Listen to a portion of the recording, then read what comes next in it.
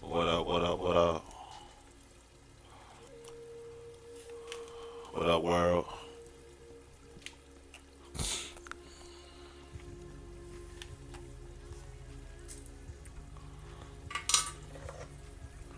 We on the grind to veteran. We not grinding to legend on this side. We on the grind to veteran.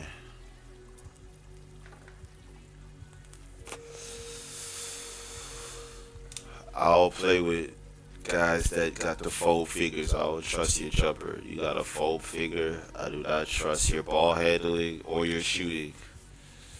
Where that fold figure, my guy. 3 and D2 guard. Okay.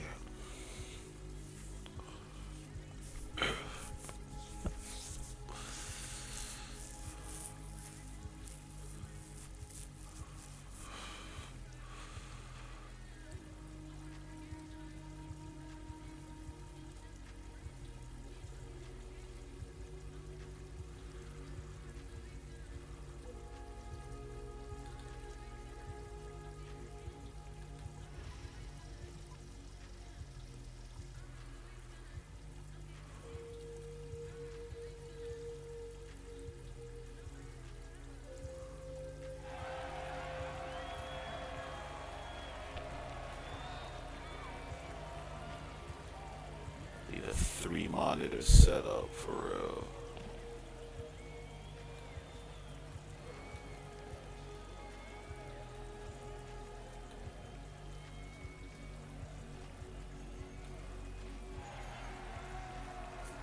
Let's get it. Kick that, swing that. Uh, ooh. Go up. Easy.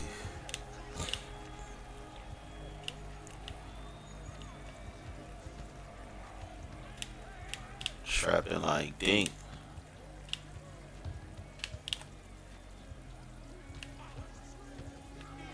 Ugh. Illegal screen. Good call.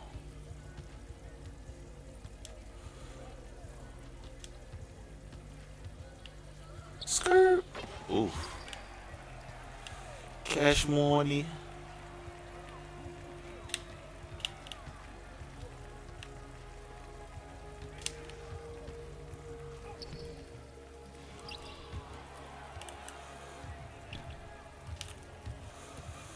Ugh. Ugh.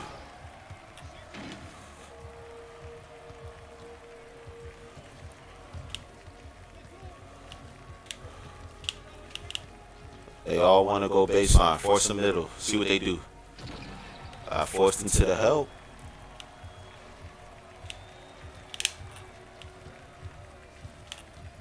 Ugh. Cash. Fuck. He off. Hell nah, man. Bro, when you get those, I don't ever get those. That's gotta be low risk, low reward, bro. That's gotta be a sign of you play on low risk, low reward when you get bounces like that. That shit bounce off the rim 4 times. I don't ever get that animation. Oh, shit.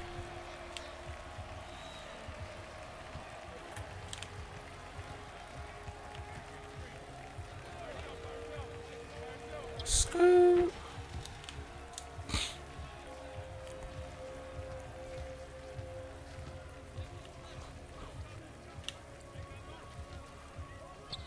We gonna play some play now tonight too. I want to get a feel of playing with some regular NBA players in this year's 2K. Play with some, play with the Paul Georges and shit. Refine this meter shooting. Shit weak. Oh my god. Man, give me the ball back. Oh my man, give me the fucking ball back, man. This dude is a hat box. Give me the rock.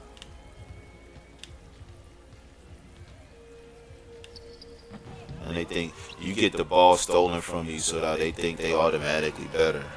And then they do shit like that.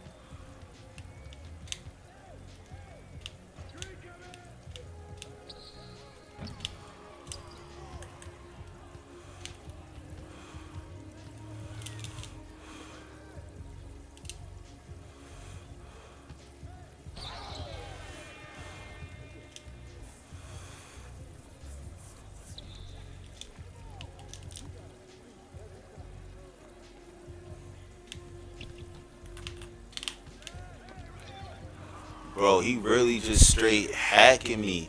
What's his steal on where he could just steal like that?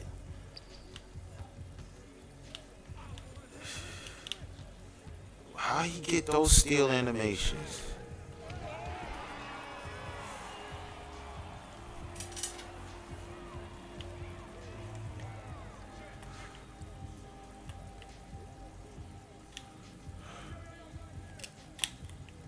I can't get that.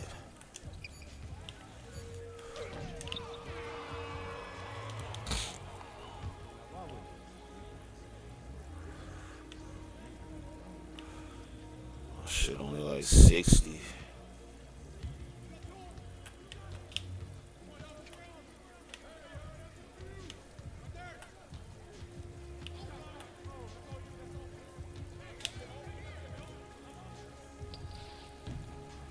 And then they just be doing shit like that, bro. I'd rather get the ball stolen from me.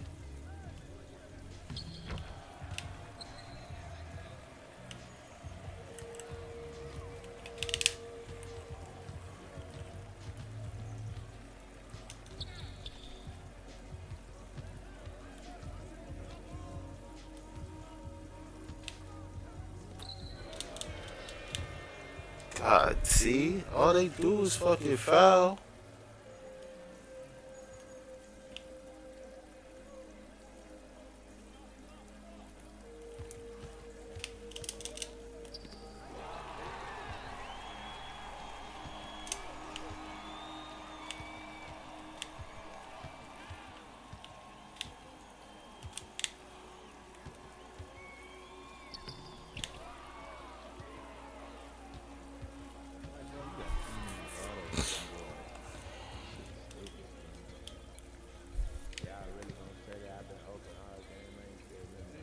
Talks about me not shooting the fucking open shot. Hit that. That's what I'm saying. We just need to shut the fuck up. Cause I ain't even saying nothing reasonable about not passing. Look at that shit. Oh my god. Man, man, you doing too much talking. Shut up. Cuz, fucking cuz. Niggas making dumbass decisions. Like, damn, just play the fucking game. I got 5 rebounds, dumbass nigga. What the fuck is you talking about? You got 11 points because of you, nigga. I'm passing the ball. Get rebounds. 11 points because of you, man. You ain't helped me did shit. But in a way, like you is now, why you keep sitting out there? My nigga How am I ain't in the cold. way? You go actually? What you talking about, man? My man ain't score all game. You go out there, he's hitting I know a nigga 300 1 and daily. 6 is not talking, boy. Like, what is you talking about, bro? Let's be real. Look at that shit. What the fuck? 1 and 6 with 11 points. What are you doing? And I'm That still don't, that don't justify I'm shit. 5 Nigga, you and 7 suck. game. You looking at the wrong shit. That's what I'm saying. Are you Still, what? gang. I don't know what the fuck you talking about. I'm the reason we in this shit. Bro, this dude literally plucked me every time, bro. Nah. Glassed.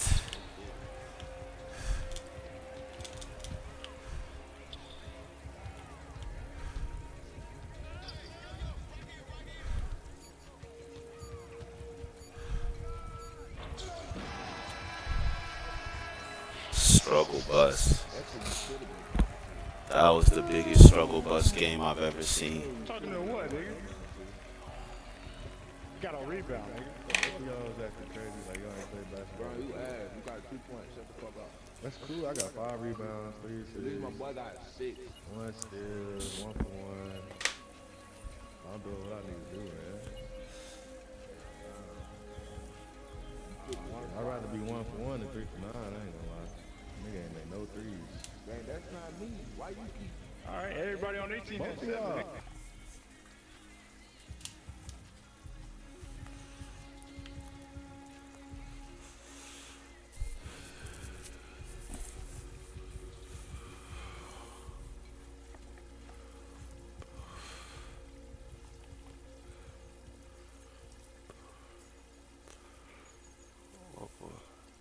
Swoosh Street Classic.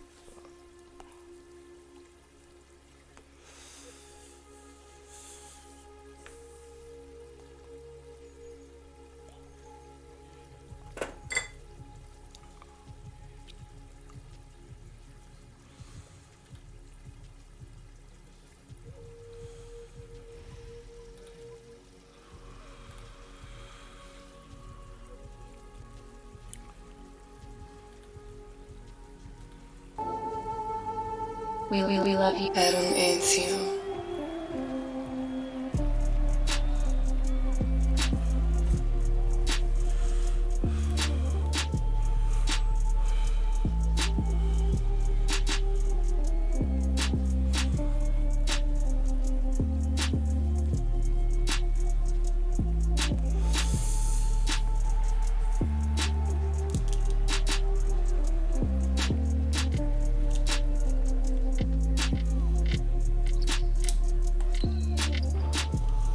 Come on. Early. Think I got it on high risk, high reward.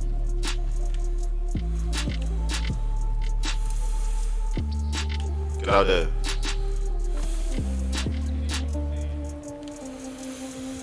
Oh, watch that.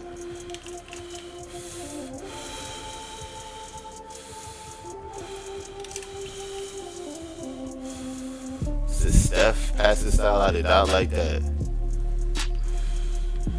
That looked good.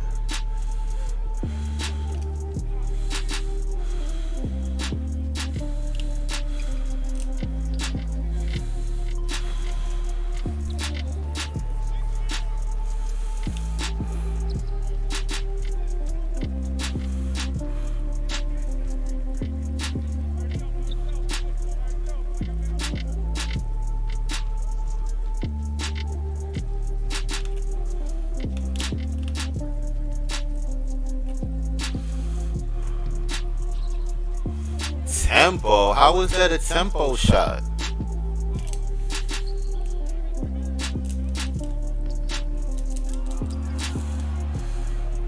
Three seconds?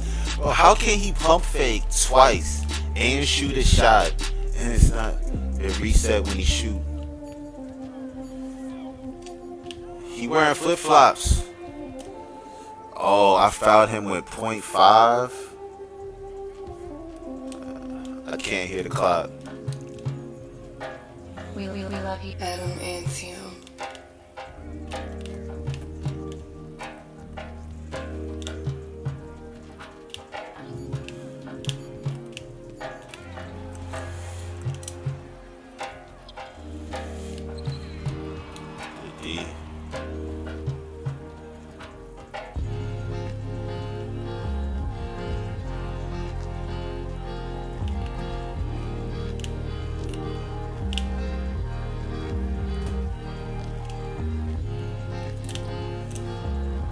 Bro, what was all that?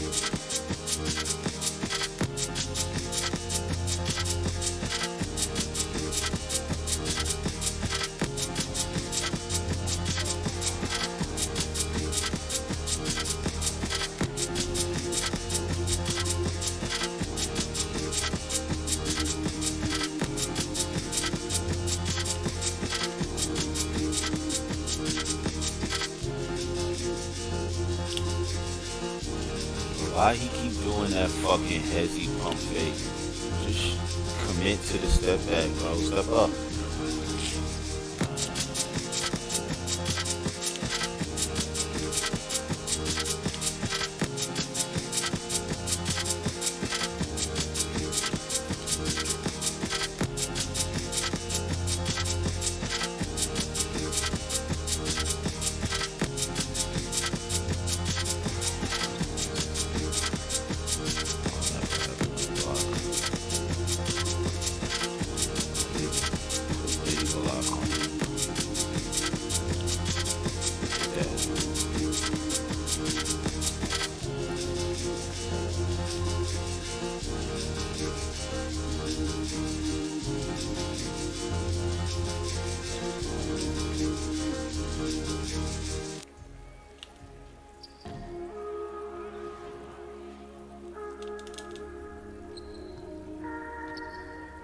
We love you, Adam and Tim.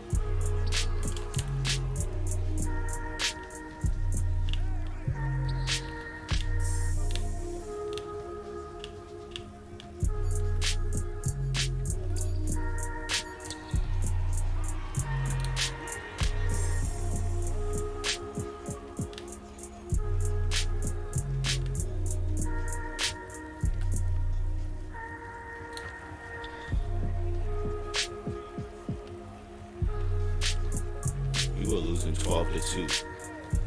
Never forget. You off. Dang, that's a big time hit.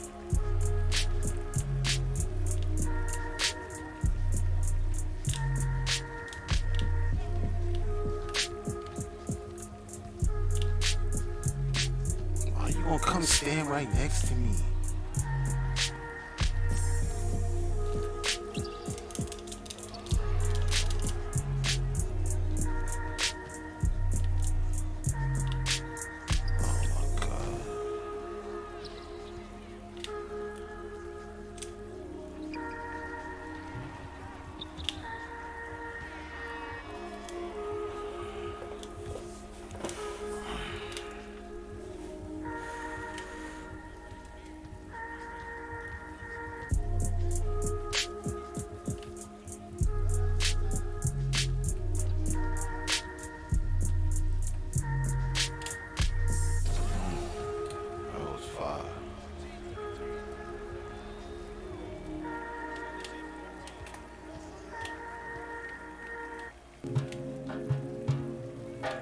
We love you, Adam and Tim. You make me feel size running so cold. Don't you have my feeling? Don't you be my lady that you say? Don't you be my call you with a K? It was at first sight when I seen your face. You made my insides clean up. If feel like jungle fever. Singing to my baby like I'm Justin Bieber. You make me feel science burning so cold. To have my baby. Don't you be my lady that you say. Don't you be my Carly with a K. It was at first sight when I seen your face. You made my insides sing up.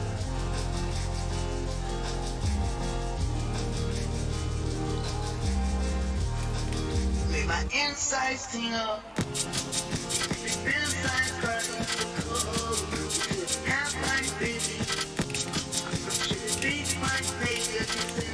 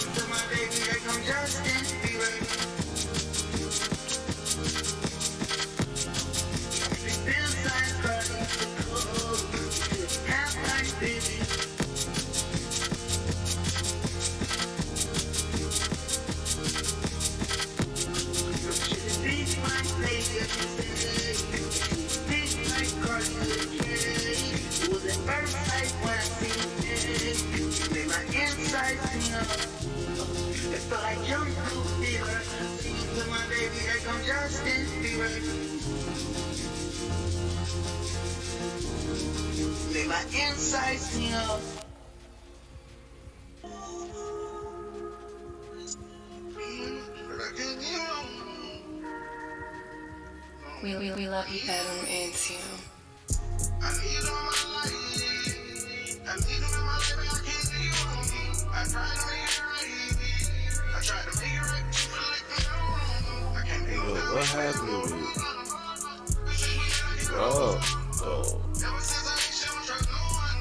I'm trying to motivate you when you losing focus. Nigga get money when she lost. She call me all up, baby, all around. The face and ways how I have it. I can fuck you good, but just don't get a taste. They come run out with me, let's go get right. They come run out with me, let's run out percent. They come run out with me, let's go chase that bag. Let's go pull up on my bitch and paper tag. Just as easy as posting. You can just take your creative, select your. We're getting a clearer picture of what happened yesterday during what the FBI calls an assassination attempt on former President Donald Trump.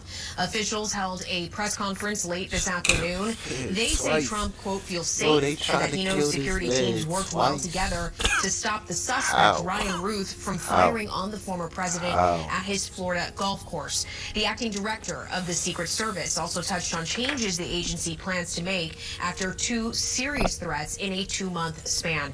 We have team coverage of this developing story. Congressional correspondent Nathaniel Reed is on Capitol Hill. National political correspondent Stephanie Lieberman is at the White House. And our national correspondent Liz Landers is in the D.C. newsroom. Liz, let's start with you. What are the latest developments, especially after that update from officials? Yeah, Lauren, we got a lot of information from law enforcement officials and investigators. First of all, the suspect in this case is Ryan Wesley Ruth. He has now been charged by the U.S. Attorney for the Southern District of Florida with gun-related crimes. Now, the FBI said that they tried to interview him and that he invoked his right to an attorney. So in the meantime, they are executing search warrants on his electronics, on his vehicle, and on electronics in locations where he previously may have been. They also said that they have spoken with 7 witnesses who were there on the ground yesterday outside of the former president's golf club. They're also trying to talk with former colleagues, with family members, and with friends of this suspect. And another detail that they revealed is that the suspect was in the bushes outside of that golf green for about 12 hours before this incident took place, which was about 1:30 p.m. on Sunday. We also heard earlier from the acting Secret Service Director, Ronald Rowe, who spoke about the protective measures and the methodology that the Secret Service uses to protect the former president, and basically said that their advance work and agents who were about a hole or two ahead on the golf course were able to spot, in advance of the former president arriving on the green, to spot this gun and to take action, and they fired their weapons. Listen to what he said about that action from that agent. We must satisfy the basic requirements of the Secret Service's protective methodologies. In partnership with local law enforcement, we did just that. And the agents' hypervigilance and the detailed swift action was textbook. And I commend them and our partners for an exemplary response in keeping former President Trump safe. And Rowe, who is down there in West Palm Beach, as you can see, also said that he spoke with the former president today and made the former president and his campaign aware that he has the highest level of protection that the U.S. Secret Service is providing.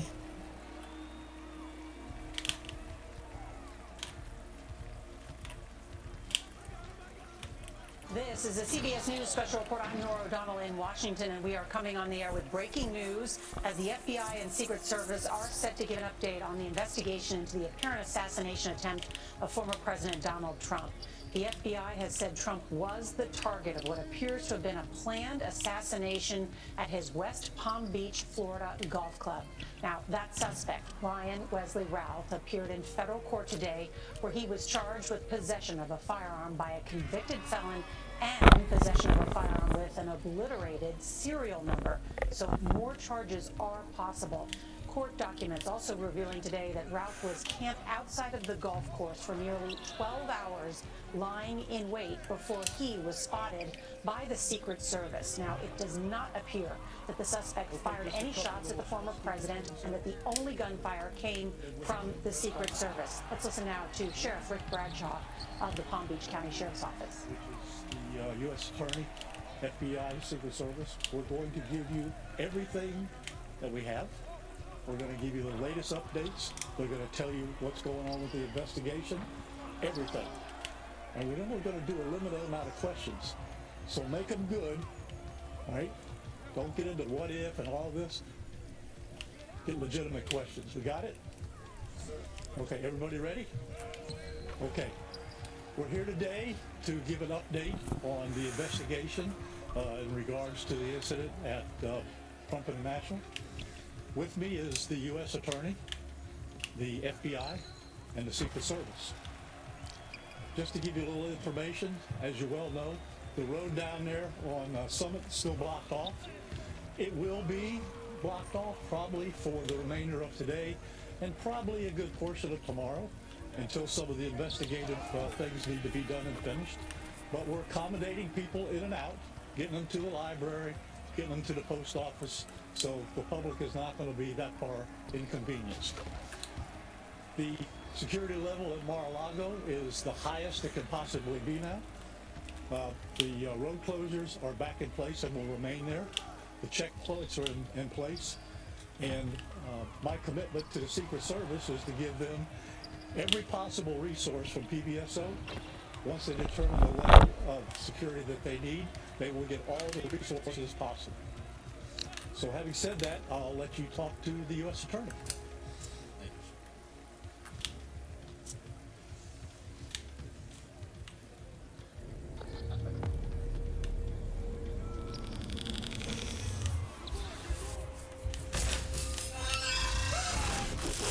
Universal Halloween Horror Nights, featuring A Quiet Place and more.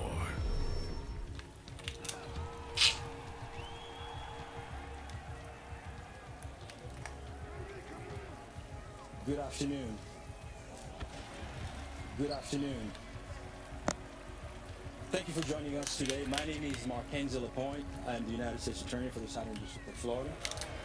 I want to start by expressing my deep gratitude to Sheriff Rick Bradshaw of Palm Beach County Sheriff's Office for hosting today's press conference and for his department's assistance with this matter. I'm truly grateful for your leadership. I'm also pleased to be joined by our partners in federal law enforcement from the FBI and the United States Secret Service, and also from ATF. Joining us today for comments and announcements are Special Agent in Charge Jeffrey B. Veltri of the FBI Miami Field Office, and Acting Director of the U.S. Secret Service, Ron Rowe. I want to also thank the men and women in law enforcement who have been working around the clock in the initial phase of this ongoing investigation. Our partners include federal and local authorities who effectuated the apprehension of the defendant and have aided in ensuring federal charges were filed against him this morning. We're here to announce that Ryan Wesley Ralph, 58 years old, of Hawaii, has been charged by a criminal defendant in the Southern District of Florida with firearms offenses which occurred yesterday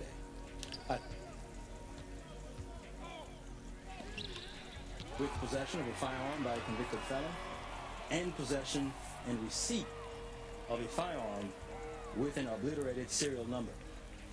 He had his initial appearance today before Magistrate Judge Ryan McCabe in the federal courthouse in West Palm Beach.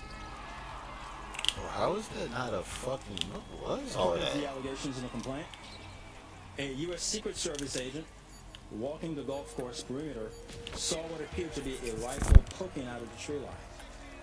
After the agent fired a service weapon in the direction of the rifle, a witness saw a man later identified as Ralph fleeing the area in the tree line. Ralph was later apprehended by officers. Oh, step the fuck up, bro. What is you doing? With the Palm Beach County Sheriff's Office.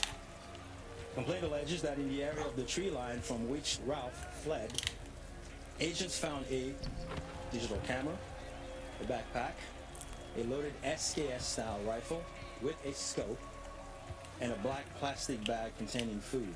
Where are you going? The on the rifle was obliterated. According to the complaint, Ralph was convicted of felonies in North Carolina in December 2002 and March 2010, and therefore was prohibited from possessing a firearm. The FBI is leading this investigation, this ongoing investigation. As the Attorney General stated earlier today, the FBI is continuing its investigation. Two-way inside the arc, maestro. As an assassination attempt upon the former president. The investigation remains at its early stages. The entire Justice Department, including the FBI, the United States Attorney's Office for the Southern District of Florida, and the National Security Division are coordinating closely with our law enforcement partners to fully investigate and prosecute this matter. The charges we're announcing reflect the strong collaboration of the agencies represented here. The U.S. Attorney's Office, the Department of Justice, would be unable to carry forth our mission without the invaluable assistance of our federal, state, and local law enforcement partners. I'd like to thank the Bureau of Alcohol, Tobacco, Firearms, and Explosives, and we have Chris Robertson here, Special Agent in Charge, and U.S. Secret Service for the invaluable assistance they are providing, they have been providing.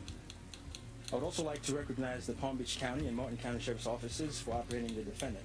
Again, without the local authorities to assist in those things, it would be literally impossible to accomplish the things we're able to accomplish on the federal side. I want to personally express my gratitude to the attorneys with the U.S. Attorney's Office for the Southern District of Florida and the Counterterrorism Section of the Justice Department's National Security Division for their non-stop work over the last 24 to 30 hours. Together, we'll continue to work tirelessly to ensure accountability and the pursuit of justice. At this time, I will invite FBI Special Agent in Charge Jeff Veltri to the podium. They can test shots. I can't block shots and I can't get steals like Acting that. Director of the U.S. Secret Service, Ron Rowe, will Kind provide of get remarks steals. before we open the floor for a few questions. On our end, given that this is a pending matter before the court and the investigation is ongoing, all comments will be limited. Thank you very much. Thank you very much. Thank you. Thank you very much.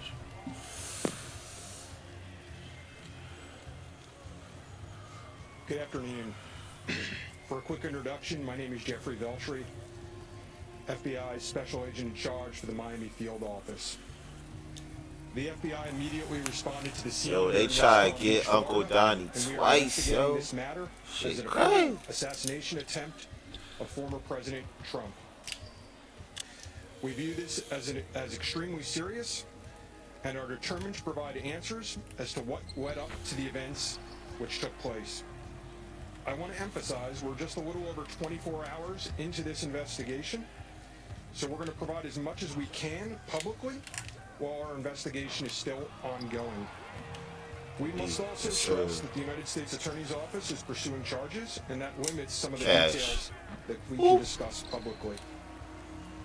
Yesterday afternoon, Martin County Sheriff's Office took custody of Ryan Ralph, and he was transported back to Palm Beach County Sheriff's Office. Our FBI agents then attempted to interview him, and he invoked his right to an attorney.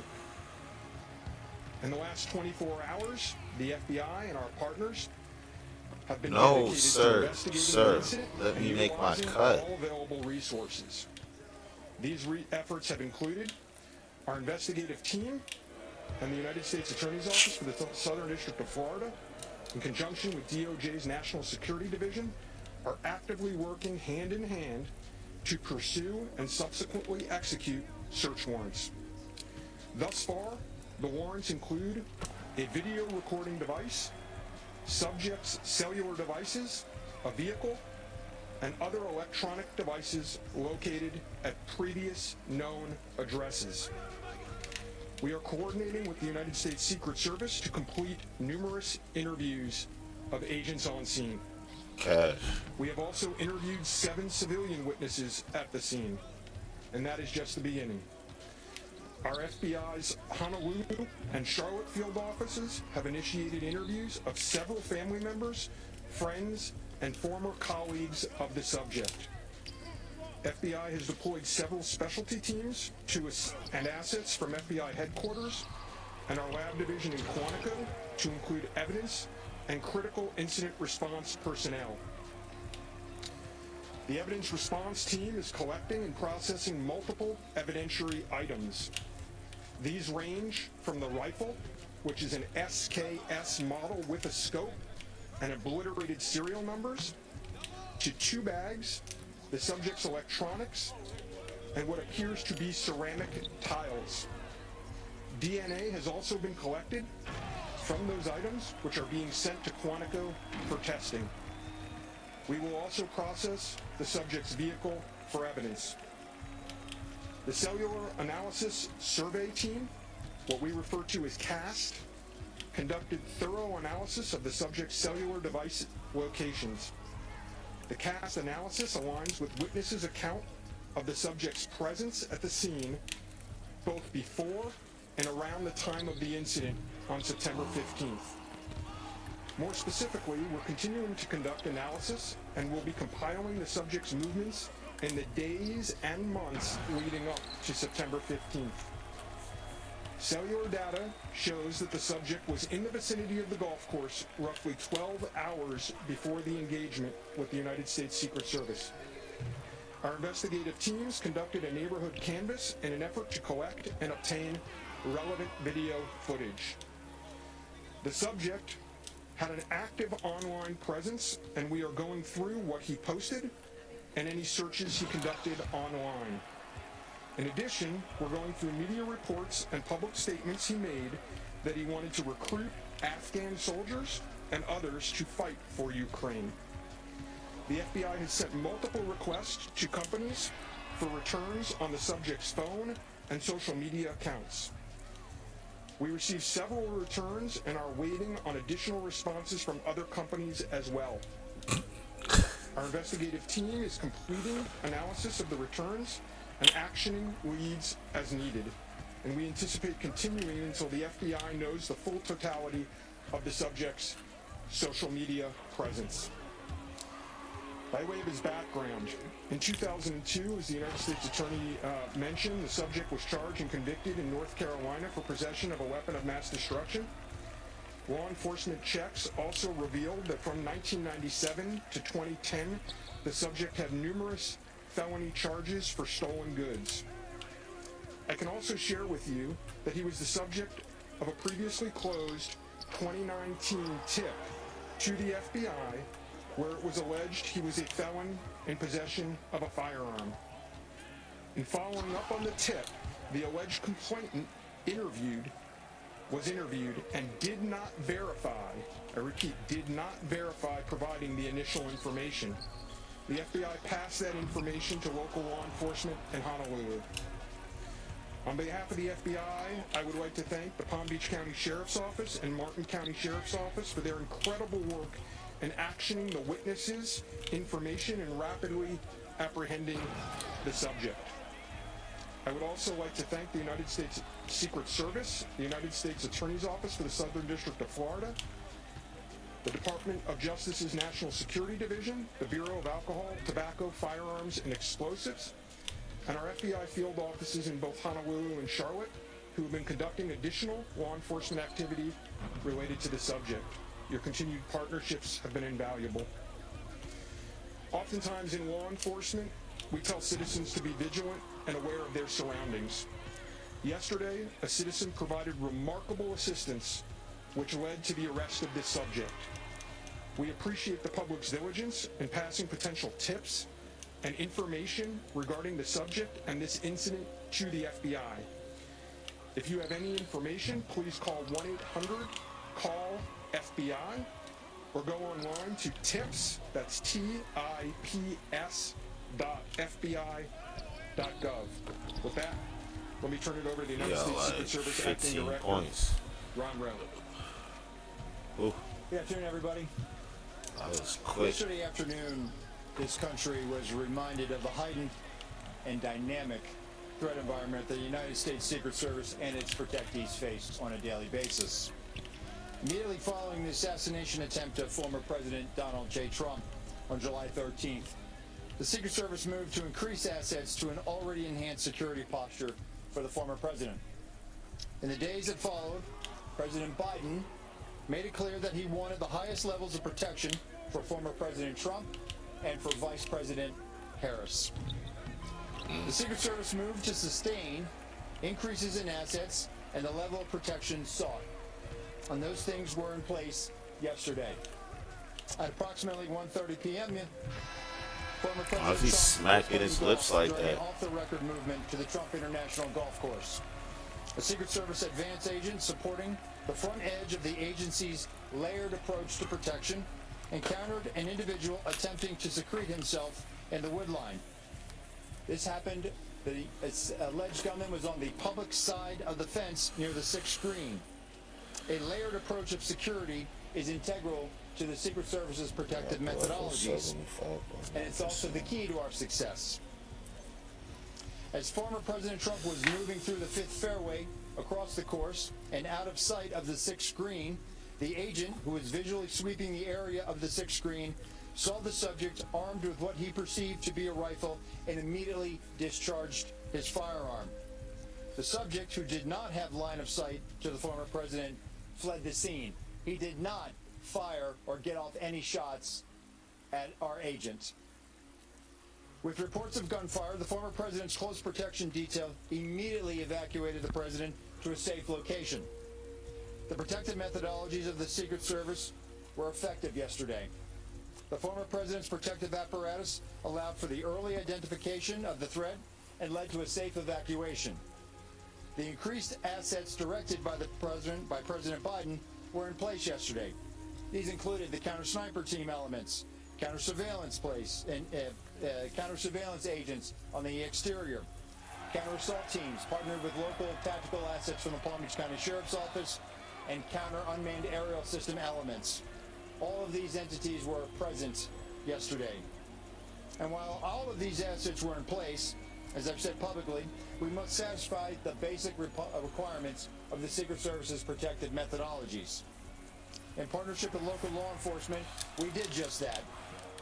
And the agents' hypervigilance and the detailed swift action was textbook. And I commend them and our partners for an exemplary response in keeping former President Trump safe. And I will tell you, having served in local law enforcement in Palm Beach County, I can state that I am tremendously impressed and appreciative for all of the efforts of the Palm Beach County Sheriff's Office and Sheriff Schneider with the Martin County Sheriff's Office. But what was critical to this was the quick reaction, the response, the hypervigilance of the men and women of the United States Secret Service, who since July 13th have been rising to meet an unprecedented and hyper-dynamic threat environment. And they are rising to this moment, and I could not be more proud of them and the way they have executed, not only yesterday, but what they're doing today and what they are doing tomorrow and what they will always do because it is their duty. Thank you. All right, we're slow here, folks. All right, don't everybody do it at once. Ask who you want to answer the question, and then give the question.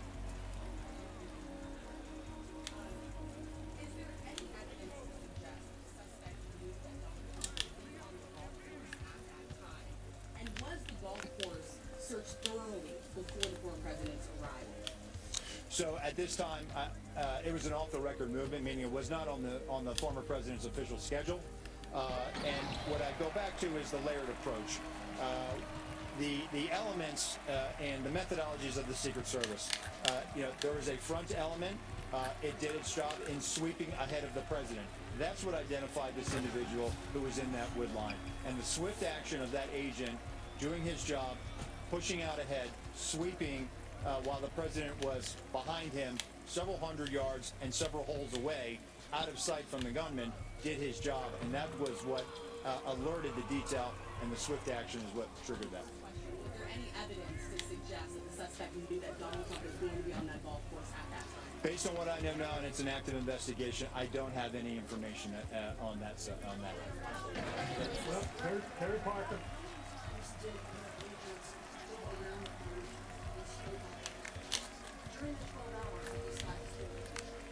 So if this was an off-the-record movement, it wasn't a site that was on his schedule. It wasn't part of his schedule. So there was no posting up of it because he wasn't supposed to have gone there in the first place. Garrett Haig. How do you brief former President Trump on your findings so far? Has his campaign asked for any changes in his security going forward after yesterday? Sorry. So I've had a conversation with the former president. We've explained and we've worked with the campaign. The president is aware that he has highest levels of protection that the Secret Service is providing him. We constantly evaluate based on threat. And yesterday what we show is that our agents and our protective methodologies, and there's a lot of tactical assets in place, things that have been put in place as a result of what happened 60 days ago, those elements are working, and that demonstrates the redundancies that we have. And so we constantly evaluate. We'll of course look at this and see what lessons learned from it. But as of right now, we are constantly evaluating that threat. And if we need to ratchet up additionally, we will. Yes, sir. Do we know when Ralph arrived in Florida in general, when he arrived in Palm Beach, the area? That's a question probably for the FBI. The golf course prior to this closing it out. We're in the process of collecting a lot of evidence, and that will be part of that investigation to determine his whereabouts going back quite some time. That's part of the investigation as well. Again, that's going to be a little bit challenged until we're able to determine the serial number on that gun. So we're hopeful to be able to do that. We're still looking into that. The sheriff mentioned about the highest level of protection that they were locked down in the golf course. Is that a miscommunication then, being that President Biden ordered the highest level? Okay. So here's the deal. When it comes to Secret Service protection, we provide the highest level. So, for example, yesterday, counter-assault team elements. I'm not going to go into the number of personnel that we have out there, but we have the highest levels for the Secret Service. When we work with the Palm Beach County Sheriff's Office, like, for example, yesterday, during that emergency action, we had their local tactical team assets partner with our local tactical team assets. We had their helicopter up in the air, providing us 360 and situational awareness of the overhead for if there were any potential threats coming at us. So what we did yesterday was exercise our emergency plan based on the number of tactical assets and the highest level of protection that we are providing. The sheriff and I have talked. Now, clearly, when you go down Southern Boulevard right now and you try to get over to Palm Beach, and you see the robust presence that's existing outside of Mar-a-Lago, the heavy uniform presence, the additional assets of the Secret Service. And for those of you that were here in 2017, when the president was in office, when you look at that footprint now and you look at it today, there's not much difference there. There is heavy uniform presence out there. And what I go back to is yesterday was an off-the-record movement. Off the record. And the president wasn't even really supposed to go there. It was not on his official schedule. And so we put together a security plan, and that security plan worked. And I know that the Secret Service has asked for resources. Being in the vicinity, especially in Dahlgren, in terms of him being in the vicinity, based on his phone records, is there any evidence to show that Ralph was in this vicinity in the area before Sunday? It's their ball. How is that their ball? Oh my God. It was in very close proximity to where he was spotted by the Secret Service. How is that their ball? They massacred my guy. Investigation is still working to Hell no. Run that. Run that. We're going to do 2 more. You get 1. All right? Only 2 more. You get 1. Okay, but we understand that the Secret Service has asked Congress for additional resources since the Buffalo rally. Switch with me. Switch with me. Oh my God. So we are working. Look, the Secret Service Good operates under a paradox of zero fail mission, but also that we have done more with less for decades. And this goes back many decades, right? What I can Bro tell is that getting we have slaughtered. right now, and we have great support, not only from President Biden, and you saw his public statement today. Give me that. Where he said that, he's going to direct his staff to make sure that the Secret Service has the resources it needs. We're having fantastic conversations with members of Congress. I've been up to the Hill last week. We are continuing to have those conversations. But the long and short of it is this. Good board. Oh my God. I have ordered a paradigm shift. The Secret Service's protective methodologies, and they are Yes. sound. And we saw that yesterday. This game is But the epic. way we're positioned right now in this dynamic threat environment, it has given me guidance to say, you know what? We need to look at what our protective methodology is. We need to get out of a reactive model and get to a readiness model. There could be another geopolitical event that could put the United States into a kinetic conflict or some other issue that may result in additional responsibilities and protectees of the United States Secret Service. And so we are working, we are making information available to all of our partners. And I just want to say that the commitment of Damn, that's clutch. years has been tremendous. One shot. One shot. Work with them.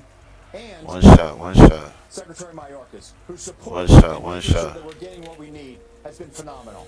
He is one of our biggest champions and our advocate. And so we're having these conversations, and I feel confident that we will get what we need. We have immediate needs. We have future needs, too. I need to make sure that our counter snipers are the best trained counter snipers in the world. That they are exactly doing what we need them to do. And that Cash. counterparts in the military and Tier 1 forces. Cash. And right now, Cash. we get those for our training facility.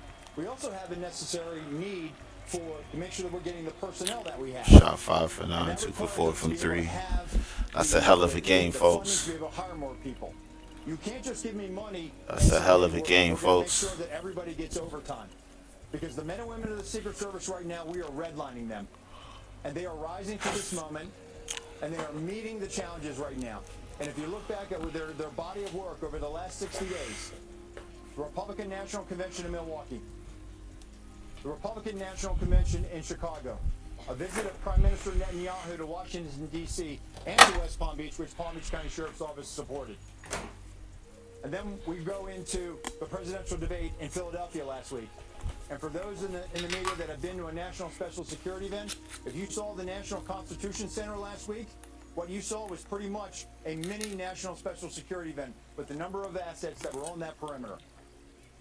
And so our folks are rising to this moment, but it requires all of us to be able to have good conversations and make sure that we're getting the Secret Service where it needs to be. And I'm confident that we will achieve that because we don't have an alternative. Success, we have to have it every day. We cannot have failures. And in order to do that, we're going to have some hard conversations with Congress, and we're going to achieve that. Last question, one more. We gotta have success every day. Yes, sir. We cannot have failures. Shut the fuck up.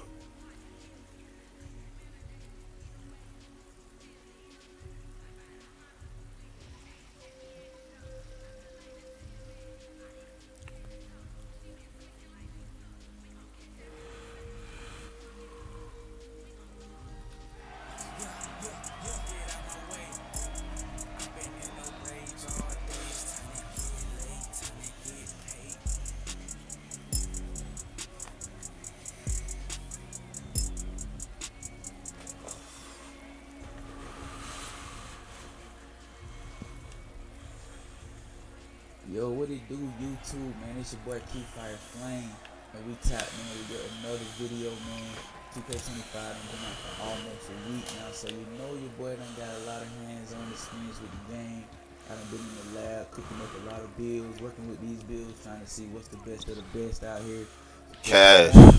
My God. Hey, you clicked in and tapped into the right channel. Look no further. We're going to deep dive into this build and see what's going on, what I'm going to present to you today. And of course, before we get deep into the video, make sure you hit that like button, subscribe to the channel, man. It goes a very long way in supporting me and dropping these dope videos. So once again, I appreciate y'all for that. And y'all ain't gonna waste your time, man. We're gonna get right into the video. So yeah, man, 2K25 I've been out for roughly about a week now, a week and a half, and it's totally different than 2K24. You know, the game speed, the mechanics, they got a lot of things in there that I can honestly say I'm having fun with 2K25. You know, it's taking some used to getting used to the movement, the different mechanics that have changed. The courts are bigger, you know, size matters. What? You know, especially as far as you got a 6'6" or 6'3" with the guards, that matters now. So it's a lot of changes looking forward to this 2K25, and I can honestly say I'm having fun with the game, you know. So yeah, let's look right into it, man. Your boy been working around in the 2K lab, messing around with these builds, these numbers, moving things, changing things around to try to give you the best that we had to offer in the 2K lab. So yo, let's go ahead and take a look at this monster of a build that I've been working on, man. For this build, first and foremost, you can play the 1 or the 2. So I've been playing the 1 or the 2 primarily in the proving grounds. And yeah, if you didn't know, I play a lot of rec solo. I play solo everything. So yeah, for my build, this one is a point guard. We put his height at 6'3". His weight is 194 pounds. And then we put his wingspan at 6'3" as well. And yeah, for my first build, I was trying to debate on if I should do a 6'6" or a 6'3". I ended up going with a 6'3", man, just to try things out. Of course, I'm gonna make a 6'6" build at some point this year. This was the first one we hopped off the court. No interior defense. Let's see. So to start, you getting bodied out, at the rim. Into the juicy details, man. Honestly, it feels so good getting back in the 2K lab, making these dope builds for y'all. Let's see. So for the finishing, our blue cores, we got our close shot at 81, our driving layup at an 80, and our driving dunk is at I could 70. tell by his animation that shit was like slightly late. Those are the three very late. Our standing dunk at a 32, our post control at a 37. You can't really do anything with those.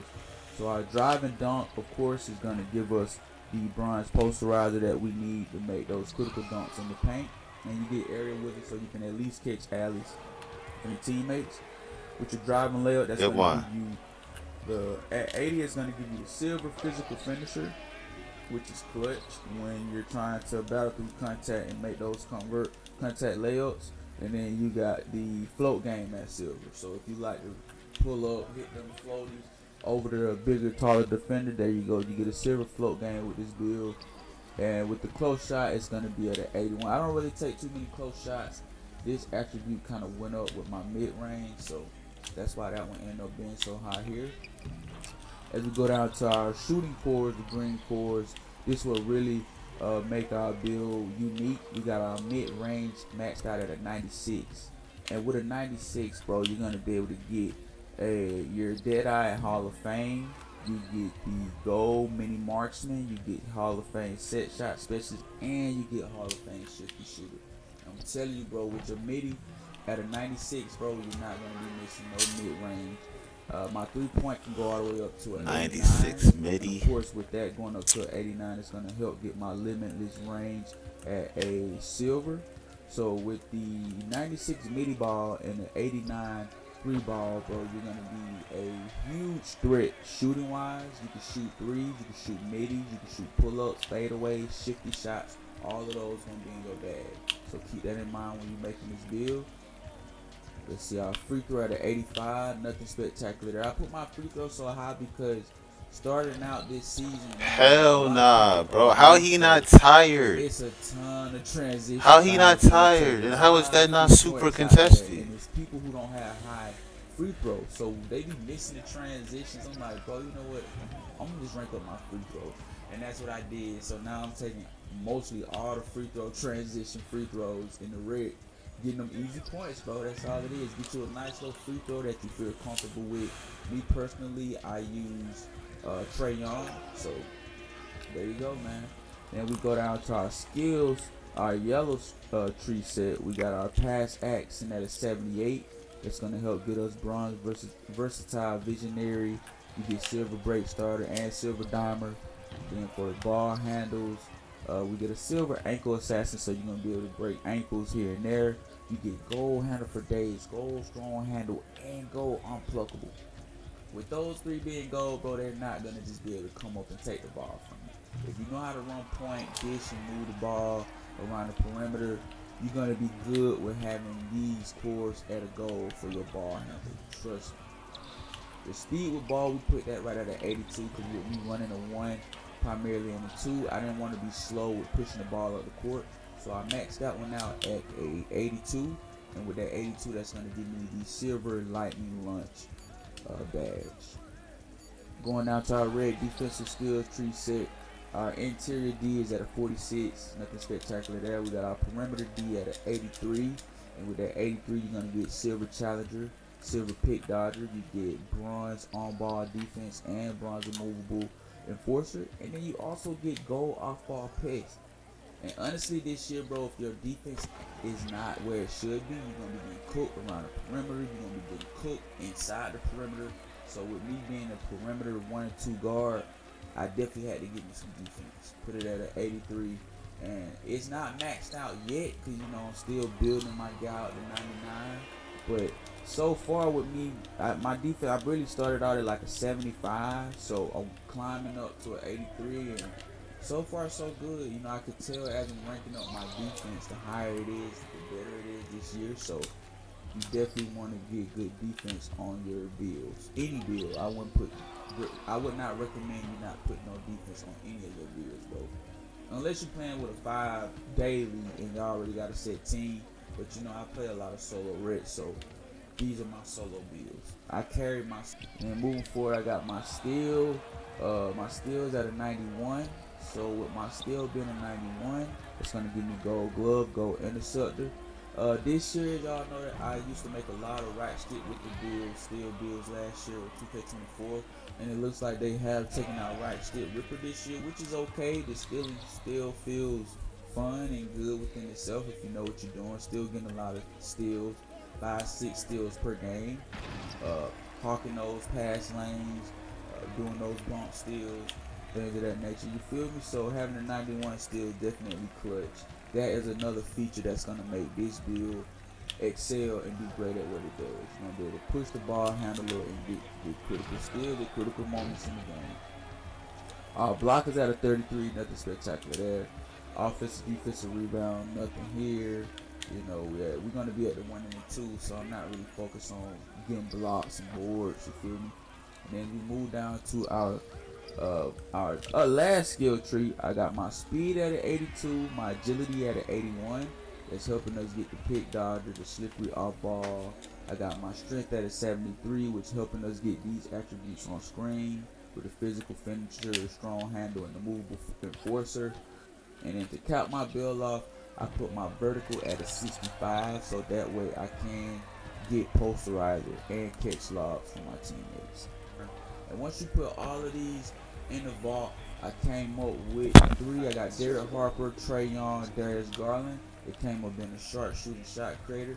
This is the first build that I jumped off the porch with in 2K25, and I've been having a ton of fun with this build. I can steal, I can play defense, I can dunk, I can lay up, I can shoot the midi, I can shoot the three. My weakest spots, I would say, would be rebounding, block. But once again, you don't need those when you push your point guard or running the two. Some people like to be versatile and make they builds like that, but me, this is bread and butter for me. I'm telling you, man, dropping people off, you know what it is. So yeah, man, I just wanted to give y'all a quick little dive into my first build that I jumped off the porch with. Almost won that joint. The sharp shooting shot creator. Hey, I've been having a ton of fun with it in the rig. In the pool, I've been getting smacked up. Man, that build sound whack. Sound alright. Everything you need to know to be a triple guard. Were we watching that one already? I think so.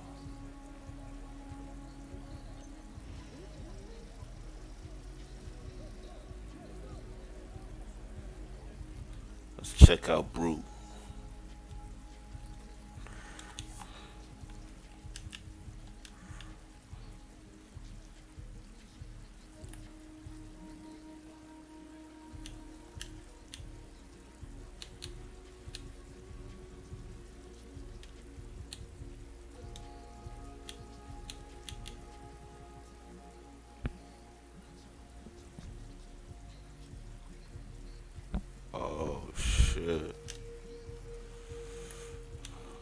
So we got a nice video for y'all today. Right now, the hot topic in the 2K community, because everybody is not shooting the way they were last year. So you got people on both sides of the fence. Some people love the shooting, some people hate the shooting. Which side are you standing on? And I'm gonna discuss and explain to y'all why. The comp scene is the worst thing that happened to the 2K community. Now, I'm not talking about all comp players, but as the great Bob Marley said, who the cap fit, let them wear it. I will be speaking some facts about that whole scene right there. The comp scene represents complainers, and I stand on that. Yes, we're on that type of time today. So y'all know what it is by now. Without further ado, I need y'all to grab yourself that brew, and let's get to the info. We the boot squad, we the boot squad, we the boot squad, we the. So you done know your boy Brutus him on the scene, wicked and mean, with a next video for y'all, man. So y'all know what it is by now. We're gonna get straight to the news. Don't forget to like, share, subscribe, making a push to that 300K. It's on the way. Y'all know how it is, the grind don't stop. So this was a brought back post from Mike Wong by Boomy. Shout out to Boomy. You've been active as hell lately. I see you doing your thing. But anyways, let's continue on. So Mike Wong made this post a year ago, and it stands and it's the same thing as today, what he's basically saying. Of course, I'm going to read what Mike Wayne actually said recently as well. So this was what he said last year. It's almost identical, right? So this is really what it all boils down to. If anyone has ideas for a better option then these two, I love to hear them. It's like, keep pure green windows, no RNG, which means for the sake of balance, the windows need to be pretty small like they are now, so that good players don't shoot 80 to 90% plus from three. This makes shooting very difficult for casual players and what we're dealing with now. The number two option though is going back to bigger green windows that are easier for most people to hit, but cap the excellent timing boost by reintroducing RNG to keep the game balanced. This is how 2K shooting has basically worked for the past 20 years. So we could go out to the limit and say currently there's no RNG. And right now there's a very small green window. The thing is, what catches people is that the anime moves so much that the green window moves as well. So that's what 2K Labs revealed yesterday in that clip. Of course, y'all can check out the video I did yesterday. We don't have to go all the way back. So Mike Wayne did make a comment about the post about 2K Labs. Of course, it was also posted by Boomy. Here it is, word for word, bar for bar. So the visual cue doesn't move around in different spots in the animation. The ideal release point is always at the same point in the animation based on the cue you choose. So the problem with shooting is a lot of people are just expecting to have the same success this year as they did in 2K24. But one of the main goals for 2K25 was to bring 3-point percentages down to earth, which is why green windows are much tighter by design. The reason why we want 3-point percentages to be closer to NBA averages is because we believe it results in better basketball. It makes more builds viable, encourages more variety in scoring, etc. When 3-point percentages start to hover around 60 to 70% on average, it makes no sense to ever attempt a 2. So the animation fluctuation that Lab posted today was put in place to combat Zen's obviously, but we also thought it was justified because it increased the skill gap with shooting. A good user who is able to key their release of the jumper visual cue when the time from the button press to the visual cue point is dynamic should be able to outperform a Zen user. Now that's what he said, word for word, bar for bar. Now a few people responded to this. We're gonna start off right here with Mr. Brooks. He brought up a great point. And he said, you know where I'm at, bro. Let it breathe. Opinions may change as players get better and more jumpers are explored. One data point from the spaces, casual players are getting on the bandwagon with comp concerns. Comp modes might have to forego harder difficulty at Baluba or at Mike 1. So one thing I saw was this. I saw comp players a few years ago because they think they're better than the average person and they were losing to the average person. I saw them demand 2K to make certain game modes way more difficult, right? And trust me, because I was at the beginning of the year, I played mostly Proving Ground, which had way difficulty or much difficulty or much more difficult sliders. I'm messing up my words. I was able to really feel the harshness of the game, right? Then a day, Gambit and Jay-Z got me out there to go and play Park. I was like, bro, this game moves way more fluid. Like, the jumpers are hitting way more consistent. What's going on? Then I was reminded that, yo, Proving Grounds and stuff play on harder sliders. Trust me, if you play these game modes, then go back to Park, you will see. That's why when I play Rec and when I play Park, it's like, but when I go to Proving Ground, I'm preparing myself to miss a lot of shots because clearly the green window is way smaller. Now, what Mr. Books actually said here is that they might have to forego the difficult or harder difficulty on these game modes, and I do agree because I think that the comp players overestimated their ability. I really think that they were so ahead of the average person that if they put these sliders on Hall of Fame and made these green windows way smaller, that they will still be just as good as if they were playing on the easier game mode in those comp. I think it was Anti up at the time and Pro-Am at the time, they were complaining about these sliders being too easy because they were losing BC or losing to these easier players. So they probably thought, no matter how difficult it is, I will still shoot the same percentage and be just as effective.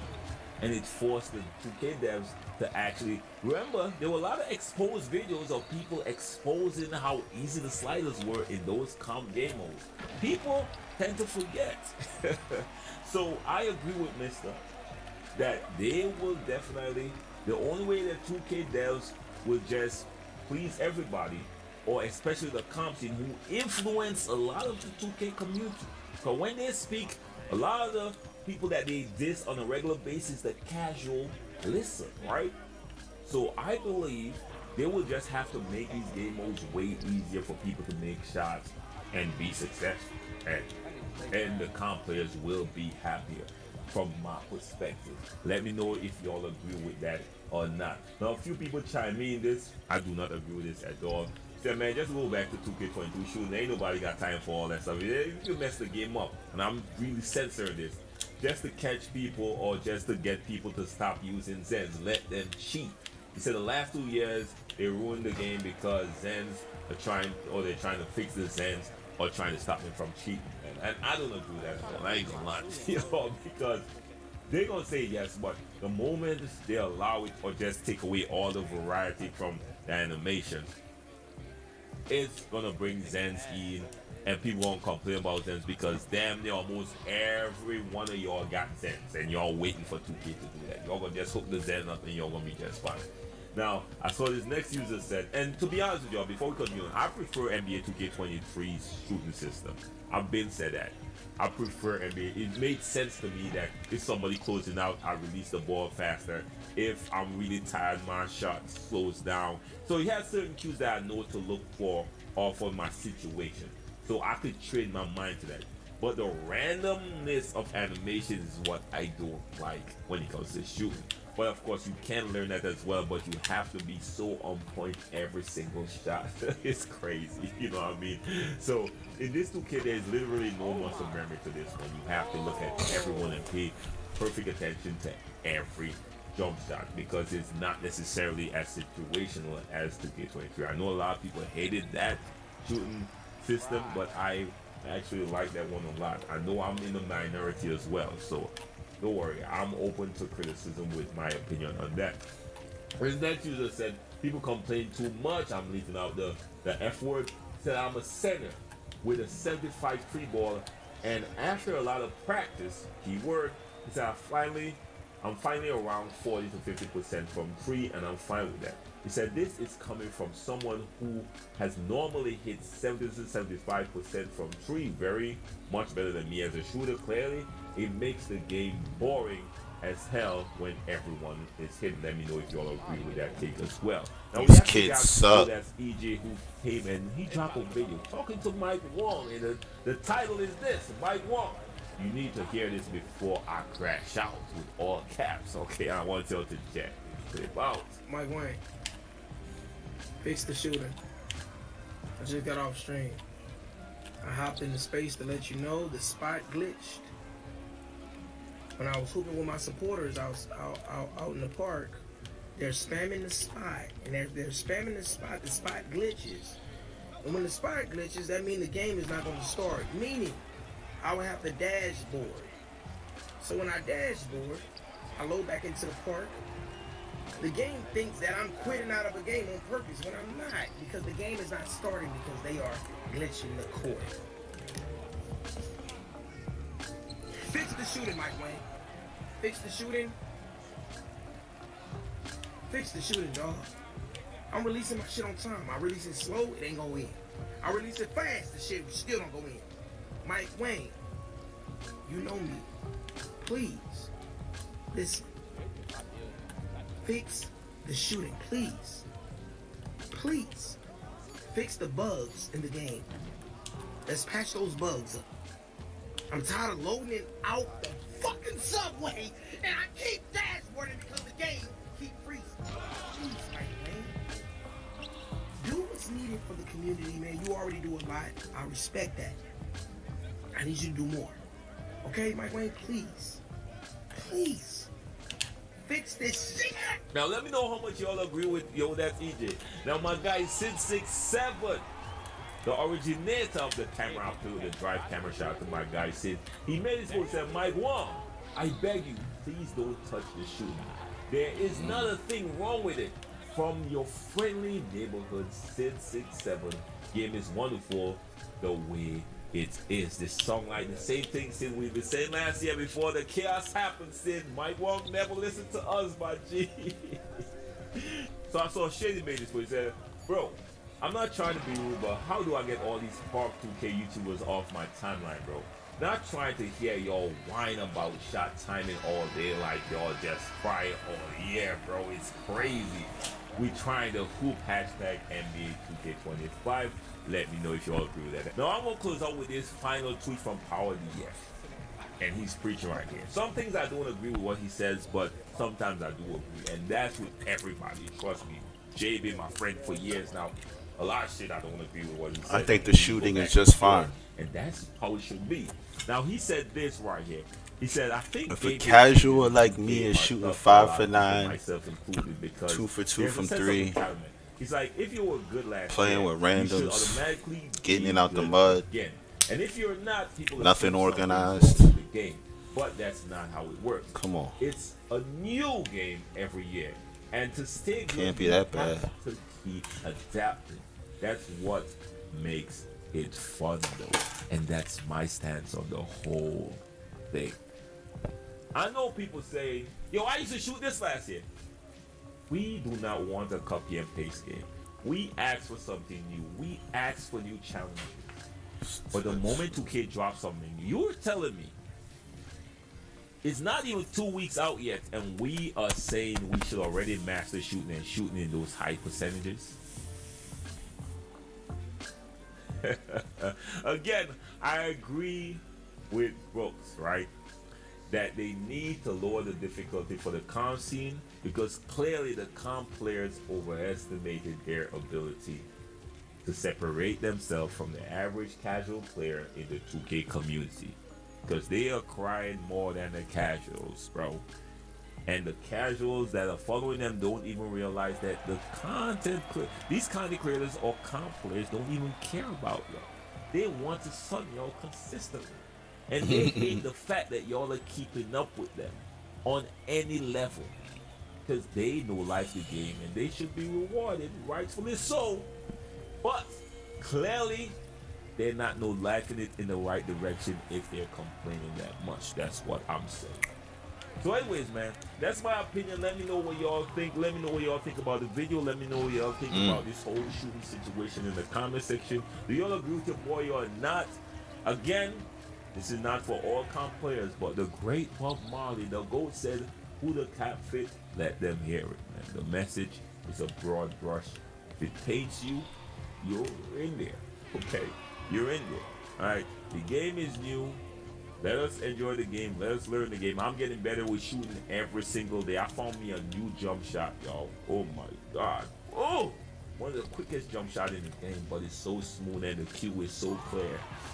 Oh, I'm getting better every single day I play this game, man. And so far, I'm loving the progression of the game, because I don't hang my head when I miss a jump shot.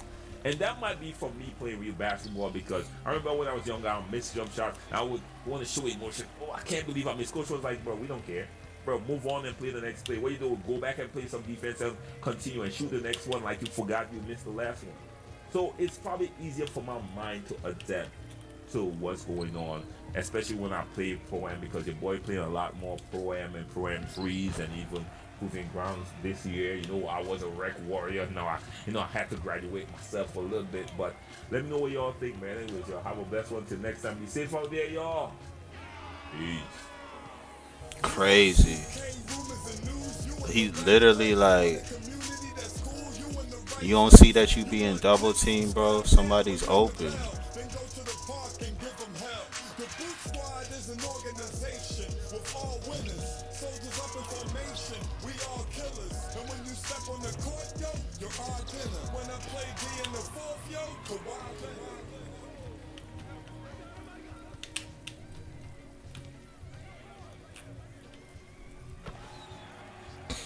Purina puppy chow and kitten chow. Highly digestible with sensitive stomachs. DHA to help support healthy brain and vision. Nourish them now.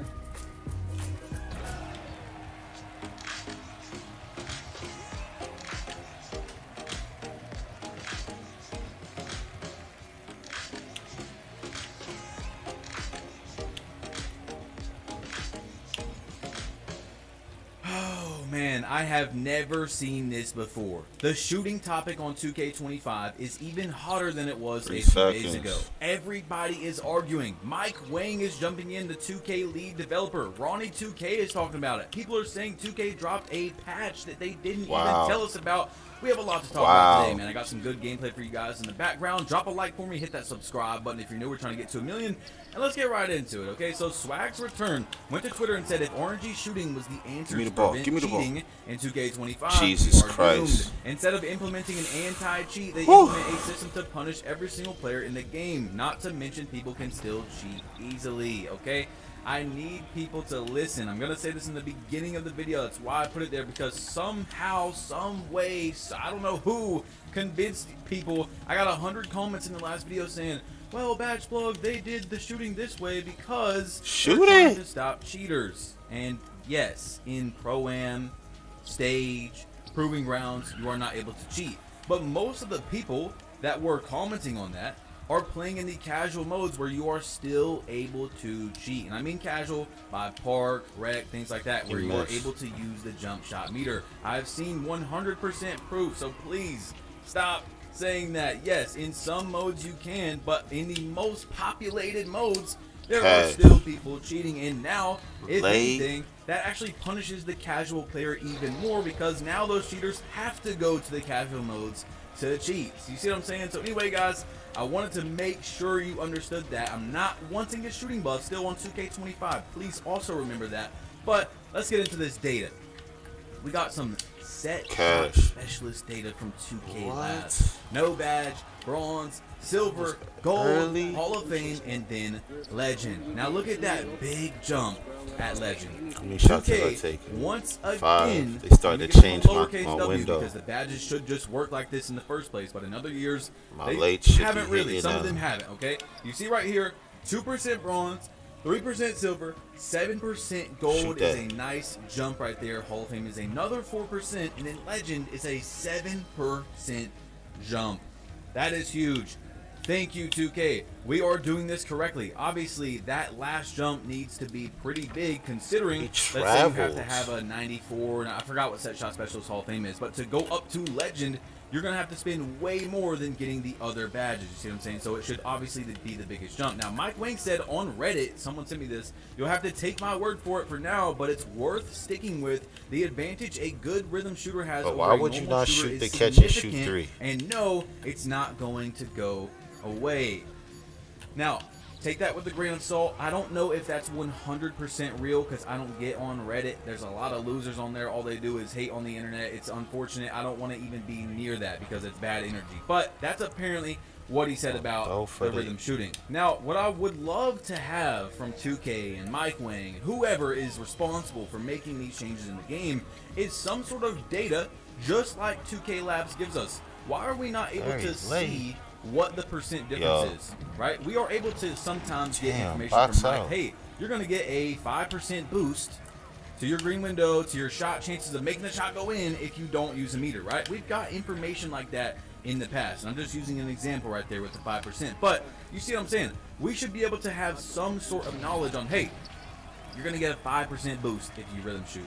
Now, me as a guard, 5% wouldn't really be that worth it, because it's so hard to dribble around, then quick stop, and then rhythm shoot on top. Oh my now, God. For blocks, for poppers, whatever it is, my I God. could definitely see you using that. So that's why I would want that information. It's like, am I really putting all this time in to learn how to quick stop, and then, because you have to quick stop in the game, you can't not quick stop as a guard, or you're just going to get a fadeaway every time, and then rhythm shoot? If it's only like a little bit of a difference, I'm not even going to try to learn it. So anyway, check this out as well. Swag's Return said, shooting 50% is not good. 2K is a virtual basketball game, not real life. If I wanted to shoot 50, I'd go to my local rec center. Do I think you should be able to shoot 80 to 90%? No. Although I do think if you are an elite enough shooter, you should be able to time every wide open. Ronnie2K said, I'm pretty sure if you shot 50% in your career and shot a dozen times a game for 10 years, you're going to the Hall of Fame. That seems better than good.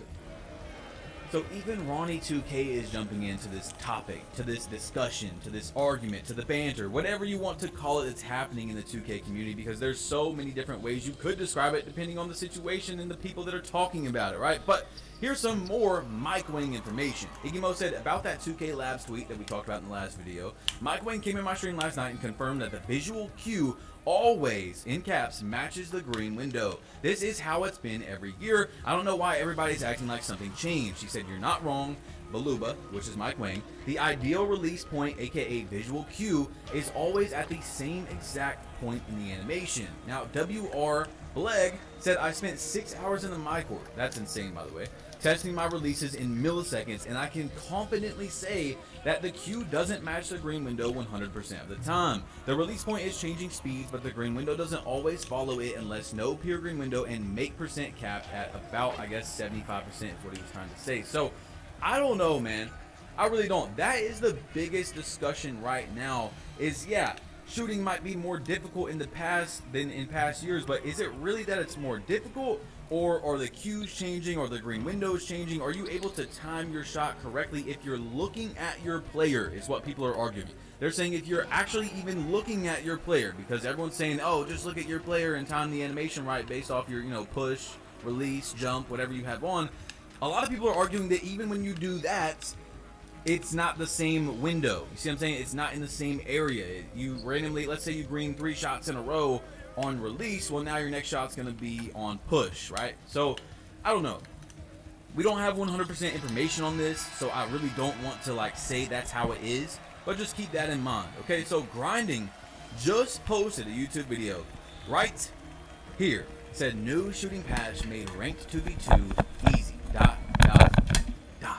Now, I've seen a lot of people talking about this, and I watched Grinding's video. Okay, this is what he was talking about in his video. It shows you can green 5 shots in a row now instead of 3 in the casual game modes, but you can still only green 3 to 4 in a row in the comp game modes. Now, it is probably possible to go 7 for 7, but what I'm saying is, if you guys haven't been in the recent videos, either way, we have to bring this up.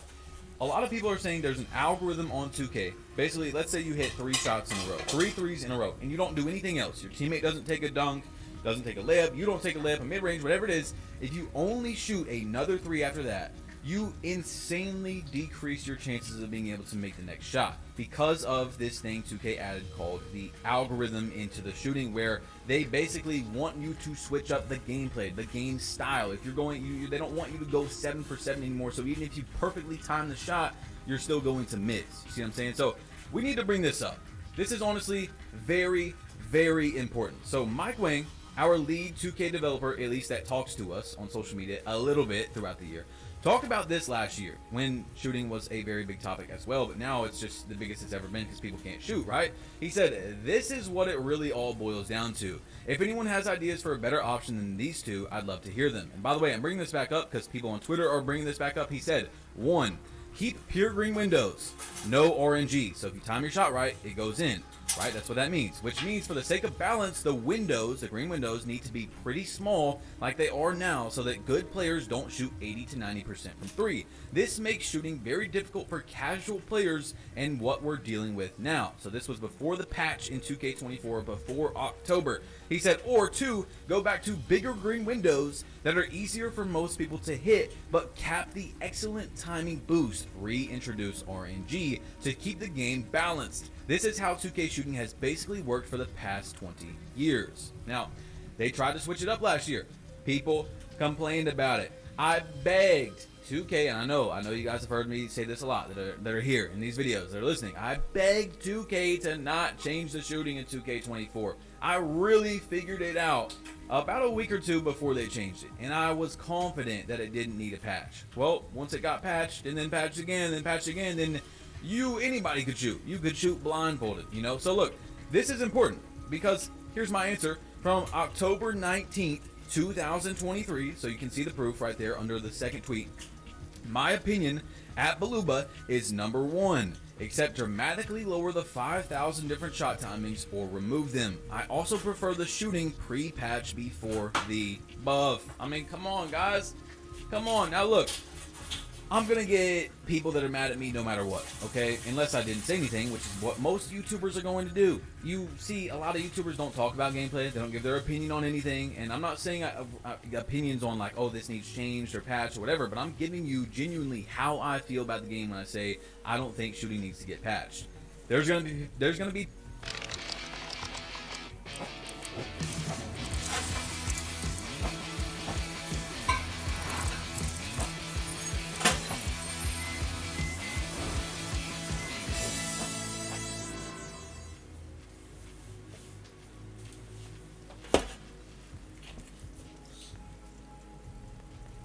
I applied for Smorgasburg, and I became the youngest vendor there in history.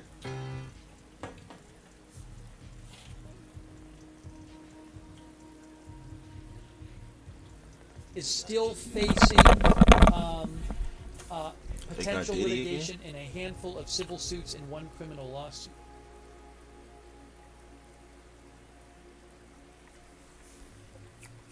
Dang, they got Diddy again.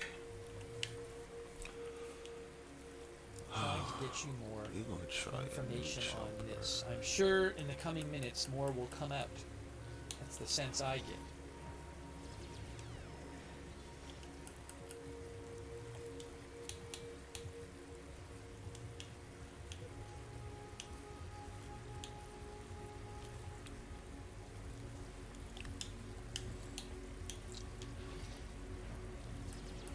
The New York Times says this arrest makes Diddy the highest profile figure in the music world to face criminal charges for sexual misconduct since R. Kelly, who was sentenced to more than 30 years in prison for child sex crimes, sex trafficking, and racketeering.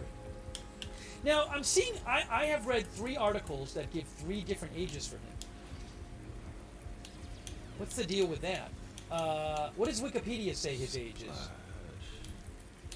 According to Wikipedia, he is 54. Okay. I thought one of the articles said he was 58. Another article said he was 51. The New York Times says he's 54. AP said he was 58. Wikipedia is saying 54. So I'm sorry if I get the age wrong. I literally have seen 3 articles with 3 different ages for him. One incoming says, is this 2024 or 1994?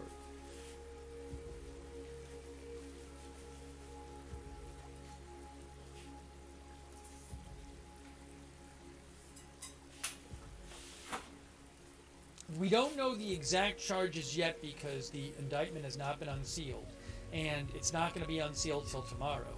I would assume that tomorrow there'll be a press conference.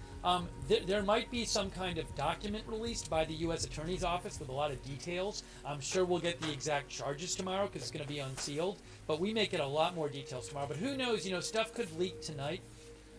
I'm going to keep checking some different outlets here. A lot of times TMZ will get stuff. TMZ hasn't updated in a little bit. I believe in whites going in because TMZ says it appears this was taken in connection my with guy's an supposed to ongoing be an criminal NBA investigation player. into alleged sex trafficking and other offenses I that shouldn't led have to be to perfect. search warrants being executed at Diddy's homes in Beverly Go ahead Hills and and make a Miami shot. in March. Also, TMZ says a grand jury had been hearing testimony from accusers over the last few months.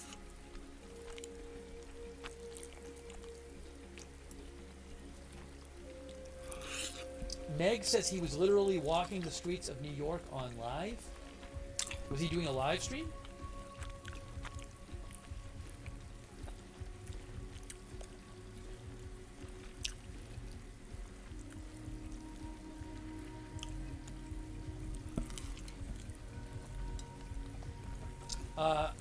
Our viewer Gumib thinks if he is guilty, other musicians and people will go down with him. Again, right now, there's no reporting on the That's indictment. what Cat is sealed, Williams was so talking we about. don't know what the indictment says, what the charges are. We also don't know if anybody else is facing charges in this investigation. We just don't know. So, nothing official until the morning, but it's very possible that stuff will start leaking out tonight.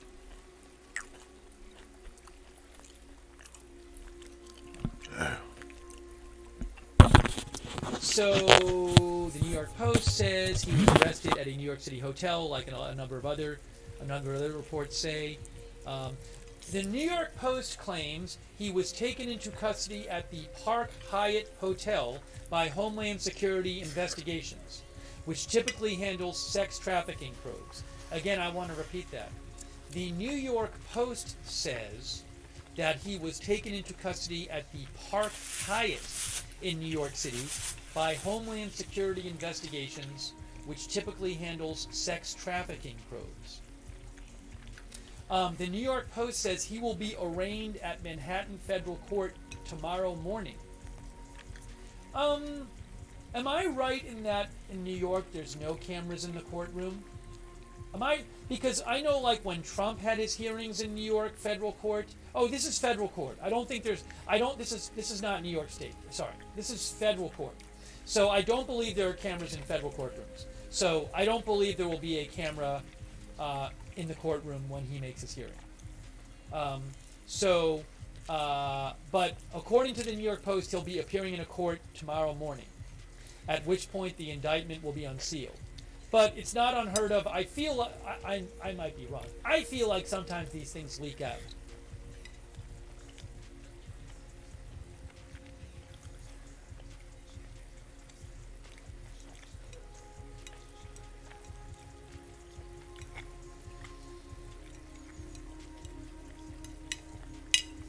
Yeah, a bunch of our viewers are saying cameras are not allowed. Oh, will there be a mugshot? Will there be a mugshot released? Maybe tomorrow? Maybe tonight? I don't know. Who knows what kind of stuff leaks out?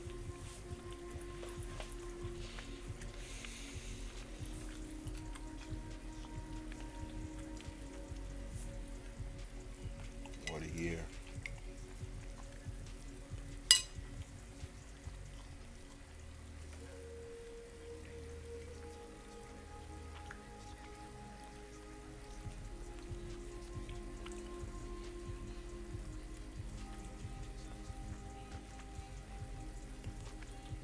What's good with y'all? It's your boy Too Easy, and we back with another banger.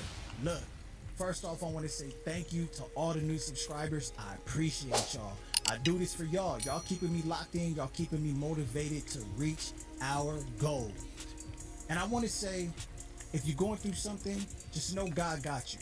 Keep your head up. Keep pushing. It's going to get better. And for the new subscribers, go ahead and watch some of them old videos so you can get caught up on this content. But let's get to this banger. As you can tell by the title and the thumbnail, we did it. We officially made the lock that I'm gonna be making this year, that you should be making this year, and that your homie should be making this year. It can do everything.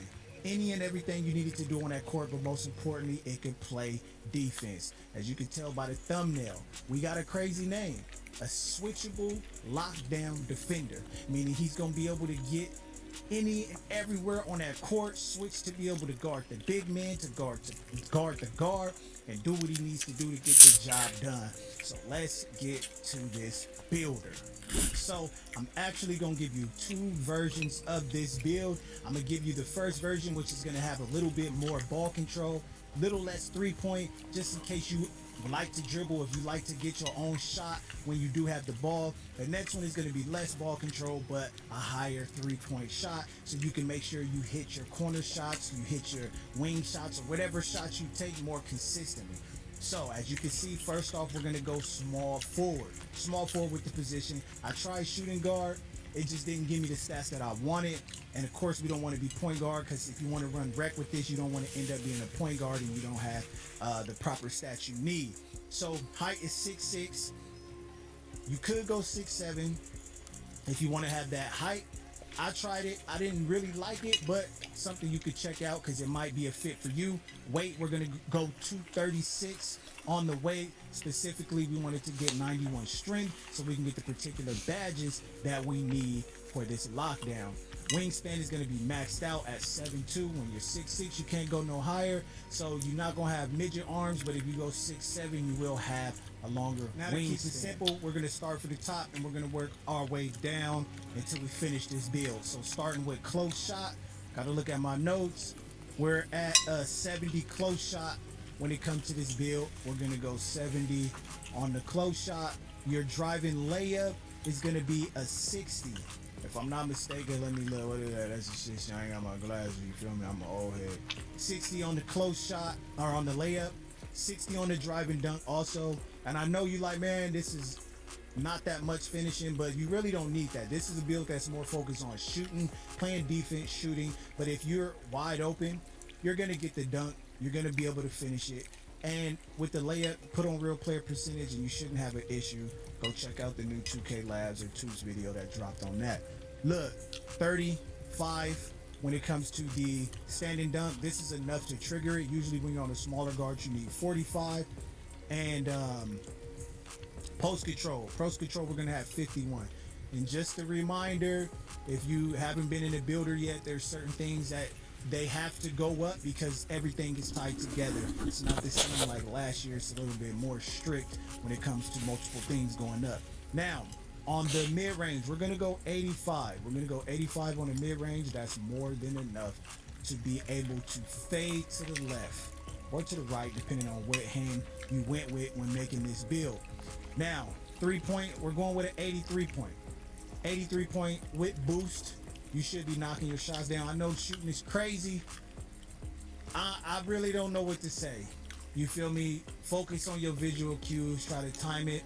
And if you already shot 2 threes, try to go shoot a midi just to throw off the RNG or a layup or dunk or something, because they gonna make you miss no matter what you do, because the green window does move, unfortunately.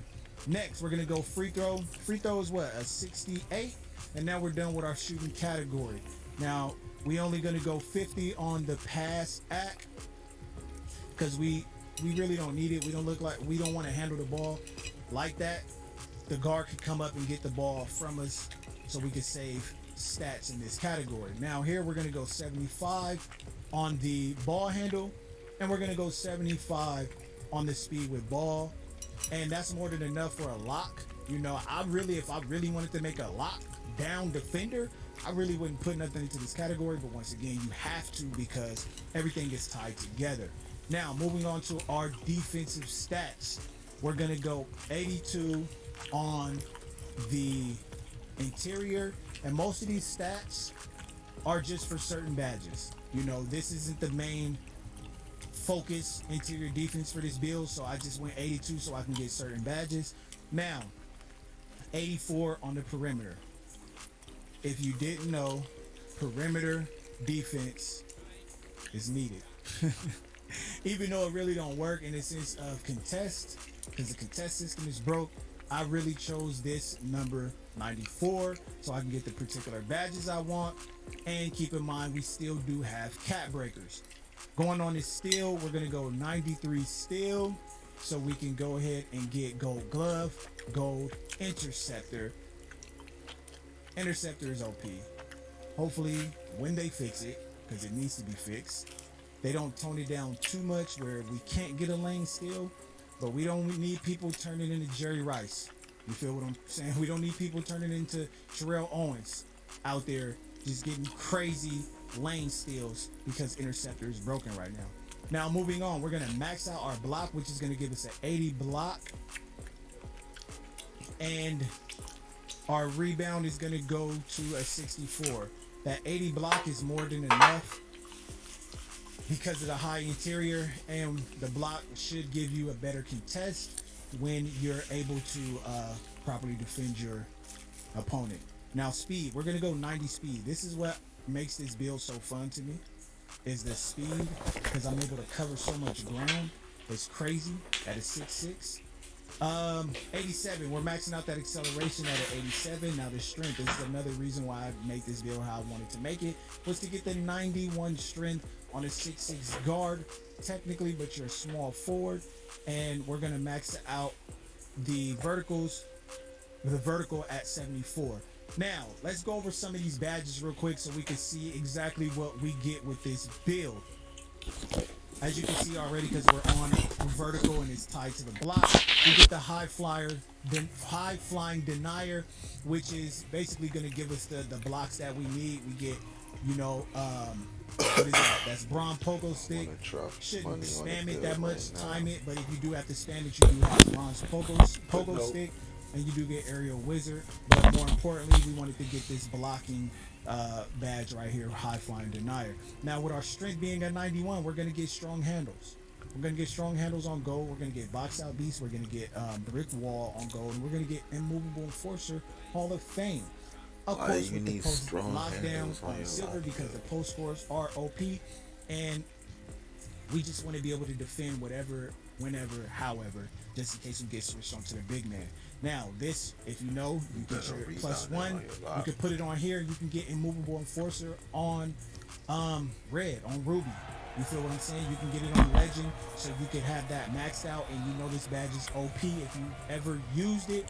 We get brick wall gold, and that +1 is interchangeable if I'm not mistaken. So you're able to switch it around to whatever you need it for. If something don't work out how you want it to work out, you're able to get creative with it.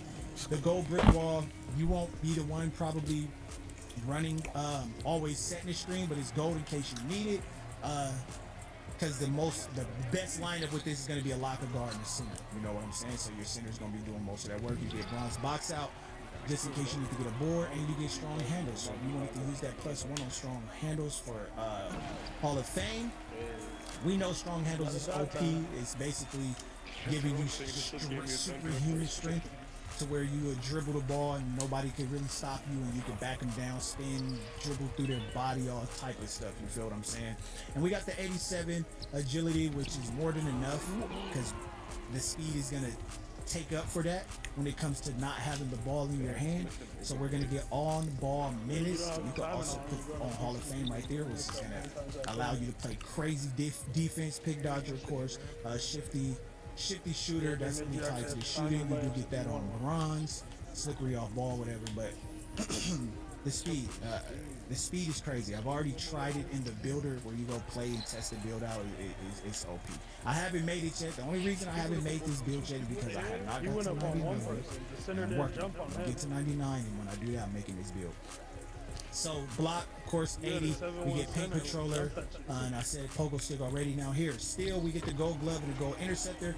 I'm gonna be putting my 3 cat breakers here to get 96, so I can get Hall of Fame glove. And at 94, you get interceptor Hall of Fame. So at any moment, I could put it at legend on any one of these, depending on the circumstance or situation. Like I said, feel free to tweak this build however you want to. If you don't like it, you'll be able to change it up. Now, perimeter defense, I'm going to be using my other 2 here so I can get Challenger on Hall of Fame because contest system is broken. And I'm going to use it to 96 so I can get on-ball minutes on Hall of Fame. It's going to be tough. It's going to be tough. I'm telling you, it's really going to be tough, and it's going to be a problem out there. Like I said, I did this really so I can get this badge right here. This interior, I wanted to get post lockdowns in any type of way I could. And something is missing on this build, but we're going to figure it out. Speed with ball 75. So you get lightning launch, which you can put your plus here if you want to get gold.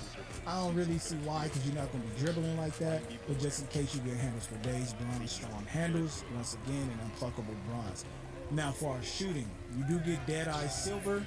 You don't get any Limitless with this build, but most of the time you're going to be shooting in the corner. You do get Set Shot Specialist Silver. You could use it here so you get your extra +1 to get gold, and you really ain't going to be missing like that because this badge is more effective than any other shooting badge to me when it comes to timing your custom when you actually are able to stop. When you're not sliding and gliding, this badge right here really helps out on that. And you got the 85 midi, so you can go ahead and hit those fades. Now, this is the build.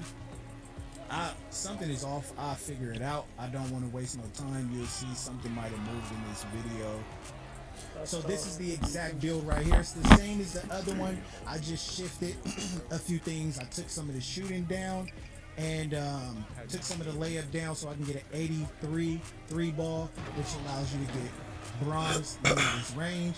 But everything is the same when it comes to speed, strength, and all the things that make this build what it is. So either way, you can go with this one, you can go with the other one. I'm probably going to be making the one with less shooting, only because when I reach the second pair of cat breakers, you could push your shooting up with the first 3, which will max out your 3, get you limitless, and then put the other ones anywhere else on that defense or just wherever else you see fit to do that. And this one does have less playmaking. So 70, 75, I don't know. I haven't checked out the SIGs for this lower one, but I know you get some pretty decent SIGs with the 75. Ball handle, which will still be moving and doing what you need to do, but you're not the primary ball handler, so it doesn't matter. So let me know what version you would make or what suits you more. I'm gonna try to make a smaller lockdown, like 6'4", probably, to see what it really looks like. I know I'm gonna get more attributes, but at what cost? Because I'm gonna be smaller. I'm gonna be 2 inches smaller. So if you want to make the 6'7", 6'6" version, it's up for grabs. I'm giving you a template. Like I said, I'm making the one with a little less shooting so I can get more playmaking. But yeah, let me know what you think. Oh, and I forgot, we need the shades. We'll be able to see what this build is called. We see the the shades of who it's like. You feel me? Now, boom, switchable lockdown defender. Let me know if you've seen this name. I haven't seen this name. Switchable sounds OP because that means he got a switch on him.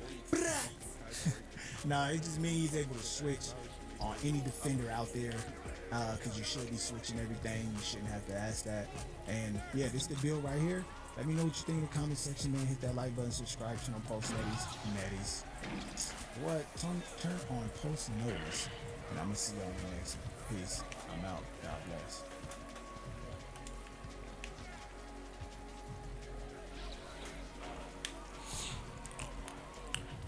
Florida has a near total abortion ban, with no real exceptions for rape, incest, or the health of the woman. It bans abortion before many women even realize they are pregnant. The only way to stop the ban is to vote yes on 4. Amendment 4 is simple. It will protect the right to abortion in the Florida Constitution. Florida women should have the right to make their own healthcare decisions in consultation with their doctors and those they trust. Vote yes.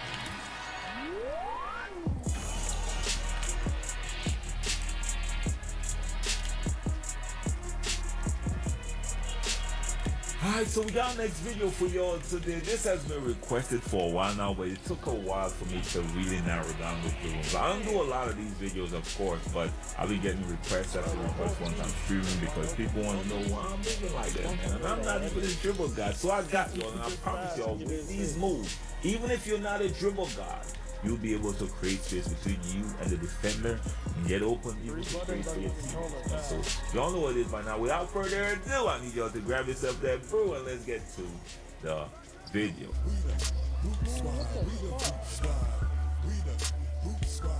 So we're not gonna waste no time. Goat man, yeah, that's me, and we're gonna get straight to the 6. And of course, after I'm gonna show y'all the hand cam and show you how to activate a lot of these moves. I've been in the lab, trust your boy. I've been watching my guy Yadman, watching a few other people, and of course I narrowed down these moves to perfection for me personally, right? So I'm using these and I'm really comfortable with these moves, so let's get to the 6 now. I'm past out of none. I gotta try some more past outs. I've been using LeBron, but it's been failing me lately, man, so I gotta put that down. The Darius Garland dribble style, one of the best for the small guards in the game, hands down. Trae Young signature size up, love this. Y'all gonna see what I could do with it. Regular breakdown, the Darius Garland, definitely great. Aggressive breakdown combo, the Steph Curry, the escape Steph Curry. Great moves. If you're a small guard, I recommend you equip these instantly. The combo moves, I got Bradley Beal here. I got Kyrie Irving for the crossover. One of the best in terms of creating space between you and the defender. If they're trying to press you, you could get away from them and get easy dunks. You know your boy's a rim runner extraordinaire. I got the behind the back for the Darius Garland. You see a lot of people use this already. Of course, the Steph Curry for the spin, although I barely use spin. Hesitation and Chris Paul. The step back, Zach LaVine, one of the best by far. And the triple threat. I barely see anybody quit triple threat style, man. But Steph Curry triple threat is so elite with the misdirection, bro. I'm going to show y'all how to activate all of these, of course.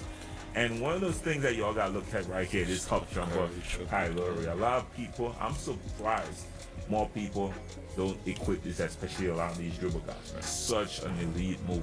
Of course, I got customizable dunk styles. I'm gonna show you all that in a different video. Of course, go to shot, Darius Garland. dribble pull-up pro 2. I'm trying to switch between pull-ups right now. I might have to make some adjustments going forward. I got the post fade, which I barely use the Devin Booker, because this is more of a face-up point guard build, and these don't matter. But I got the Darren Fox motion style, and I really like it, and it helps me. And I don't know, I just feel faster with this one. I try a few, and this one seems to be the best overall, man. So now that y'all know what moves I equip, let me show y'all what I like to do. I'm not gonna keep y'all here for a long time at all. And let me pull out the hand cam for y'all, man. Y'all know Brute got a hand cam. It's a little bit different on Xbox. For PlayStation, I'm gonna pull up the stuff in the corner.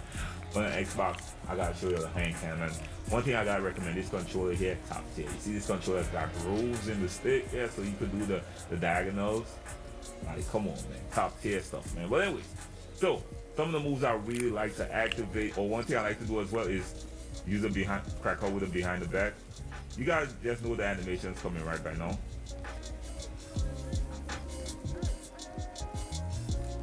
So I use that a lot too. Just combo up with a behind the back. Just a little combo, not too much. I'm not a big combo person. You know what I mean? And you don't have to wait. You could do it at any time. Based on what it is. That's why I like it. So I could do it on the first one or the second one. After you're playing the sleep and just burst out of it, you know what I'm saying? So I do that a lot as well. Let's do the regular one. Same thing for the regular one. You could literally burst out of this one at will. That's not by not holding on to turbo. That's just the regular up. The first one with turbo held down, you tap the right stick up. Second one, just tap up, and you could burst out of it the same way. Same rules apply. That's why I like these two. Actually, if you leave it run through, you could crab your opponents very easy. It actually gives you the ability to grab your player just by both of them. So this one actually helps you just create space. I use that a lot. You want to see I'm posting probably a few clips with that move just by itself without doing too much. And this one gives you the crab. You go for there, gives you the crab on defenders. And so I like to use those a lot. Next one, of course, is, you know, this one by now, what they call it, L2 cancel now. You could literally spam this. You could literally spam that. Now, I'm not even doing it right. There you go. Y'all do it after the dribble. You see? Help change direction. Very effective move. Trust me, it don't get ripped a lot, so I like those low risk moves and like to use those a lot. How to do that? Just sprint to one direction, there's diagonal, the opposite direction away from ball. And very simple move while holding down the turbo. Very simple move. The next thing I like, of course, is the Zach Levine. That right there. I use an all my builds, love it. Give you a quick speed boost and give you a nice step back too. So if any defender help you create some space between you and the defender. You run in, create some space between you and the defender. So that's why I use this a lot for that too, and it helps with the quick stop. I use it for quick stop as well. Quick stop, see, very simple. You got a few different ways to quick stop. I saw my guy Yaman create a tutorial. If y'all want to see that, check out he created one. I'm probably gonna do an update with that. You got a few more ways to quick stop, of course. So yeah, that's the way I like to quick stop around a defender anytime I'm using screen. Damn, new jump shot though. And we're playing pro and slide.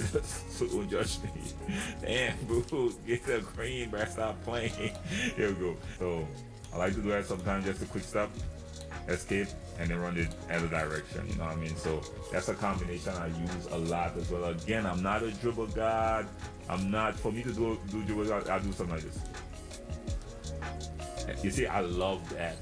That I could just do it and just sprint out at one direction, bro. Like, it ain't gotta be a dribble guy. Look, the side up here, just sprint out. You see, put it to sleep, sprint out, and then do your thing, man.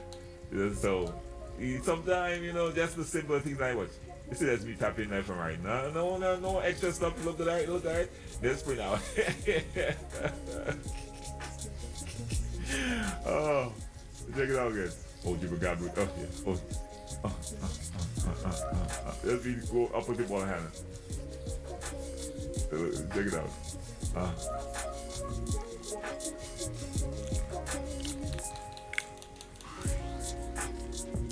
Now to do the behind the back, of course, I think I talked about it already. You had to do one move just to activate it. Of course, very simple. Just a simple crossover to one side and diagonal back. gonna give you. Now if you double tap diagonal the opposite direction, keep spamming opposite direction, you could spam it, right? Mix that one up. Mix that one. Make sure again. I'm messing it up a few times of course, but see? So you could spam the behind the back if you choose to, just by double tapping opposite forehand. And this is the next move I like right here, is this one right here. Just a little, it kind of freezes the defender a lot and help you create space. Like, check it out, right? That's just tapping the ball hand, and so you could.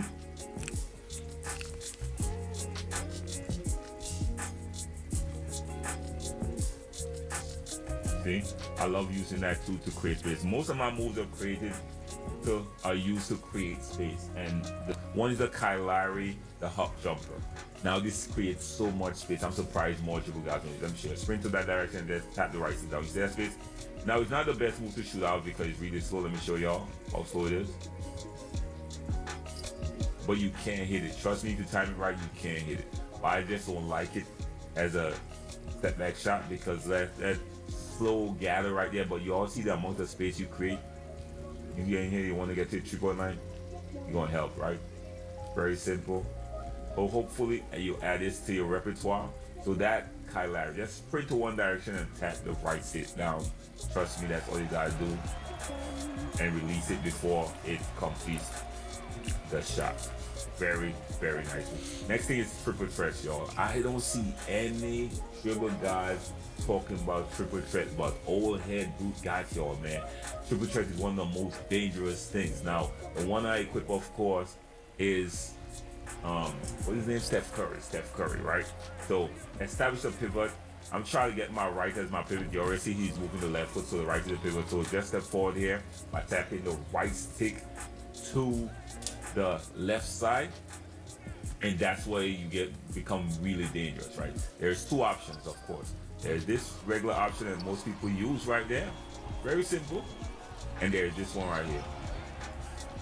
That misdirection is where I live at right there. I abuse that. Now, of course, based on where the position is, you might want to go this direction and just end it, man. Just end it. It's that works really effective. But you feel a little extra, you might want to combo up a little something. I like to use this one right here. And then start your combo up. Now, let me show one of the main combos I use. Y'all could use this. Remember, establish a pivot. Go back. I don't want to let y'all forget what's going on. Establish the pivot and stop letting the ball come back. Right. Establish a pivot by pushing this towards that direction, left side. Then you could go anti-clockwise to do the regular one, or clockwise to do the one I prefer, the misdirection one, right? Now, let me show y'all a combo that I like to do with this, right? I like to do the fancy one, okay, the misdirection, out of an escape into the behind the back. Let me show y'all real quick. Kill move right there. Kill move right there. I gotta hit the shot though. Alright. Here y'all again. Into the escape, diagonal up and diagonal back. Oh, that's down back. That's not messed up, but of course that's gonna help you create space though. Let me do it again. There you go. Kill move right there, y'all. Kill move. Y'all can't see it. And you could do more out of that. You could still escape after that too. And still run here and sprint if he kind of pick up on that. So you could keep killing them with that move, man. I need to hit the jump shot though. Damn, bro. Shit, new jump shot, I know, but damn. Escape. Diagonal back. Escape again. Come on, my G. Come on, my G. Yeah, man. Y'all see what I could do with that triple threat. Very, very, very, very, very crafty. Very, very, very crafty, man. Now let's figure out this video. I ain't gonna lie to y'all. I don't like how I'm missing at all. No. I did put it to I prefer to be in here on Pro-Am sliders, of course. You know your boy playing Pro-Am a little bit more lately. You know what I'm saying? So hopefully this video helped you all out. Just a quick tip, tricks, not an advanced tutorial by any means. I'll show you what most of these moves are not complicated because I could pull them off. That's what double escape right there as well. So this is my secret weapon in most cases. Enough space. You see what space I create? I gotta hit the shot. So again, hopefully this video helped you all out. Not trying to be too complicated. I'm not a dribble guy by any means, but I think learning all the moves and being crafty with them is essential as a point guard or as a ball handler within this game. So hopefully you enjoyed the video. If you're first time to the channel, make sure to like, share, subscribe. How best to be safe out there, y'all. Peace. Snatch back, now you broken, it's game time. Brutal sim dog, any challenge can contain my hunger when it's playtime. You better get the name right. 2K guru, you better know it. Get your popcorn ready, cause there's a movie showing. I like real, I'm the best. 1 through 5, I'm a threat. IQ top notch, on ball like the rest. My career player, but I kill when I step out on the park. I get chills on their neck. I walk in the park, I'm not done till I rest. Let me keep it going, let me show you who the best. 99, yeah, I grind it, and my In a kitchen, everything should work around you. Reflect your taste in every sense. The new Miele kitchen appliances are more intuitive than ever before. That's quality ahead of its time. Miele, immer besser.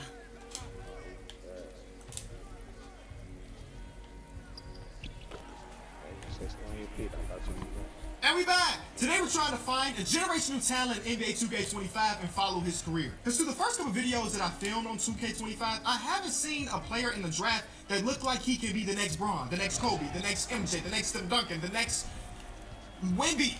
It hasn't happened yet. So, but today it has to happen or the video never ends, I guess.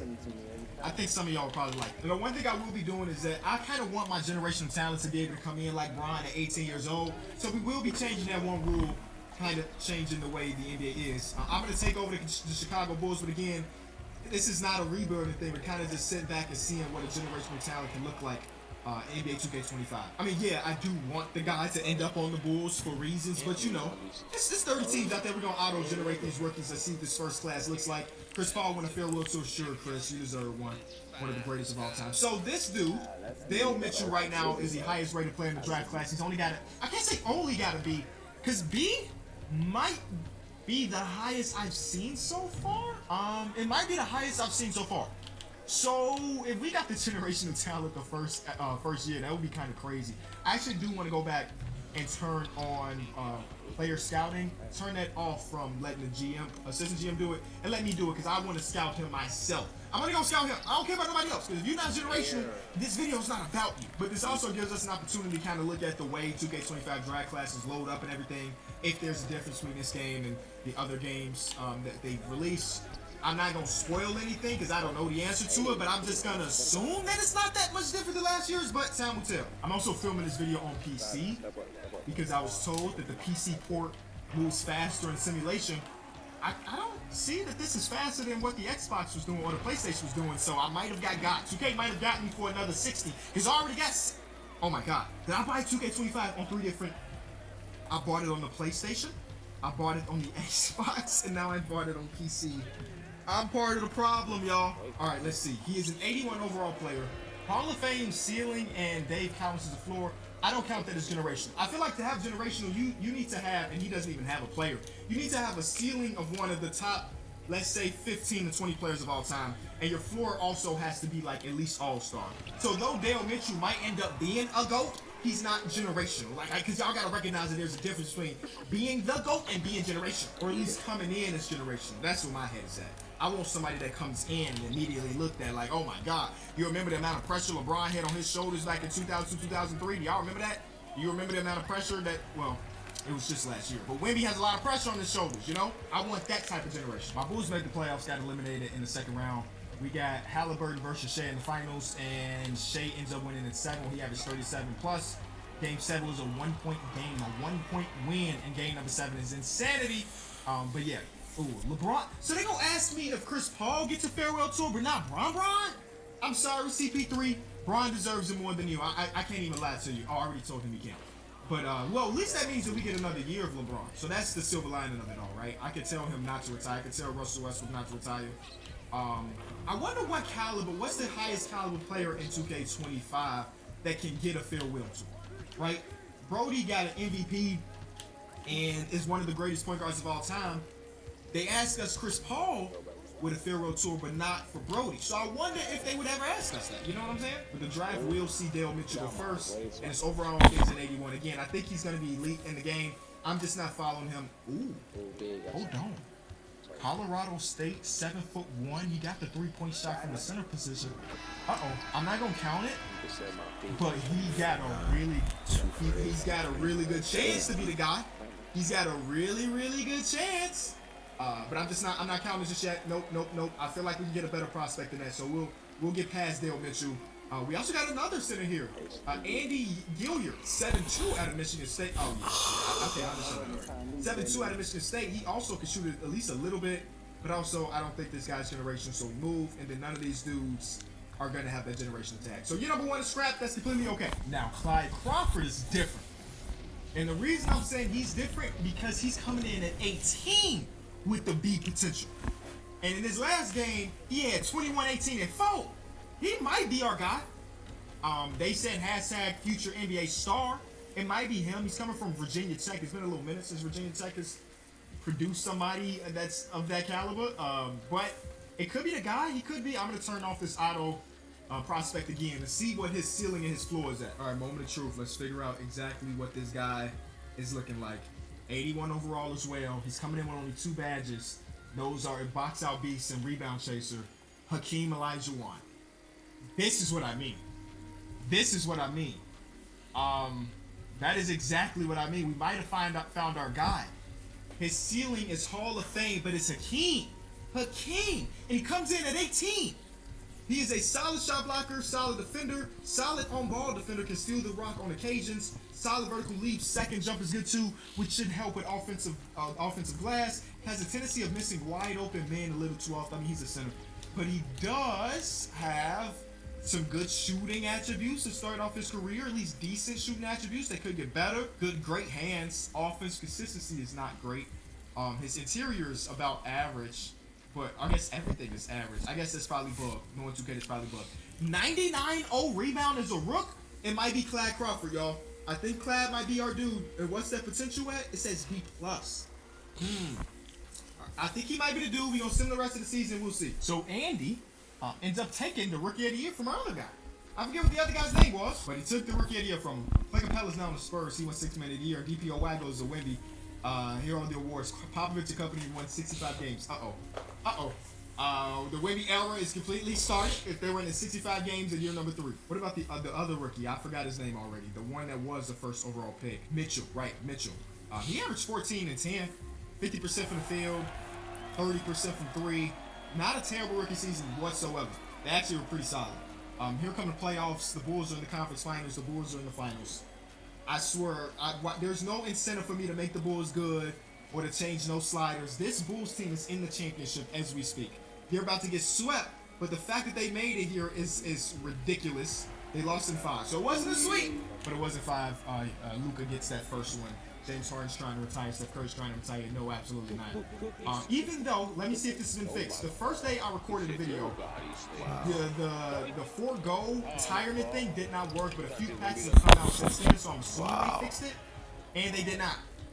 Because we told Bron last season that he couldn't retire, and he's still gone. So we just told Steph Curry that he couldn't retire. Wait, no, Bron's here. But I can't do it. Okay, it's still bugged. It's the Mike Conley's even retired. How is the Mike? Oh my goodness. How is Bron not at the top of my list? When I load into here, it said Steph Curry, James Harden. Why would LeBron not be at the top of the list? He's the highest overall and he got the most years played. They didn't allow me to not void him. So he's gone. I mean, he spent the last year in Charlotte. So maybe it was best for him to retire. I don't know. Oh, he spent the last year in Charlotte. Okay. League meetings is not going to have anything. So this is what I'm thinking. I think we follow Clyde Crawford for now. And if we see another generation dude, we can jump ship and say that it's not Clyde. But as of right now, oh my God, it might be the Lakers with the pick. Who would it be? It will be OKC. Y'all don't need another center. You gonna draft a generational center when you already got Chet Holmgren? Trade the pick. That's what I'm saying. Trade the pick. Go get the guy. Instead, they will take Clyde Crawford. And that's interesting. OKC, what they say, the rich get richer. That's what happened with OKC right there. They get 18-year-old Clyde Crawford, who again comes in as well-rounded as it gets as a center and a rebound, and is maybe the best in the entire league to start off with. Unless those numbers was fake to start, 95-0. That makes him one of the best offensive rebounders in all of basketball. Who is he in company with? Drummond, Steve. My name is Darren Tommaso. I'm a Nike NYC trainer, and I'm wearing the Nike Zoom TR1. It's versatile enough to wear before I work out, during the workouts, and after as well. Let me get the speed. Oh my god.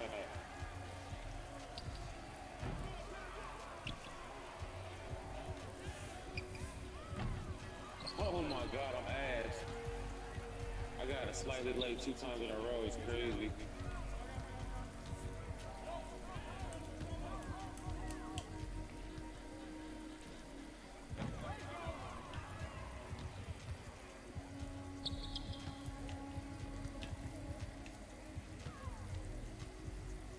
Get to the spot, bro. I'm gonna jump past you when you get open. If I go to the rim, you're supposed to flat out. I got a migraine. Fuck.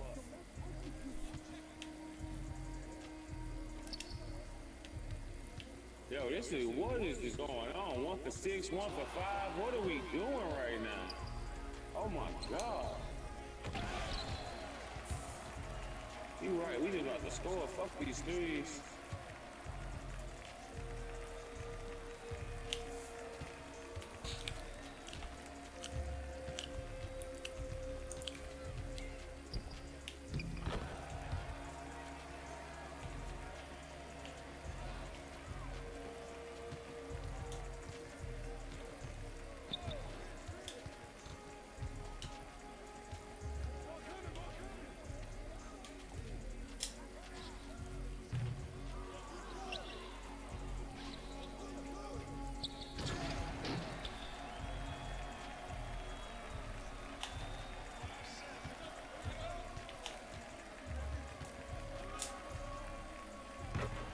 I thought he was gonna run. I thought we was on switch too.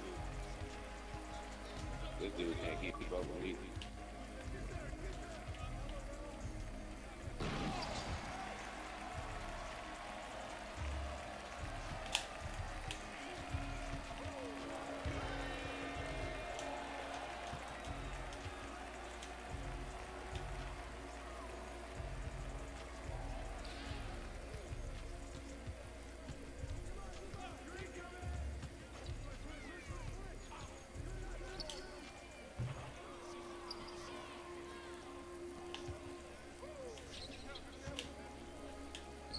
Oh, you tripping.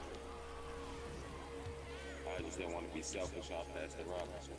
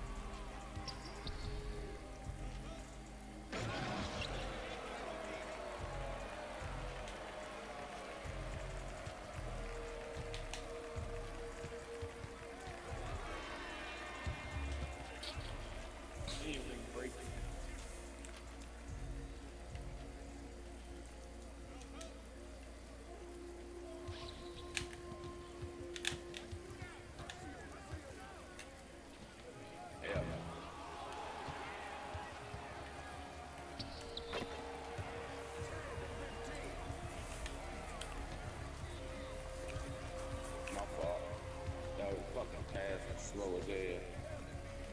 He 50. Oh my god, of course.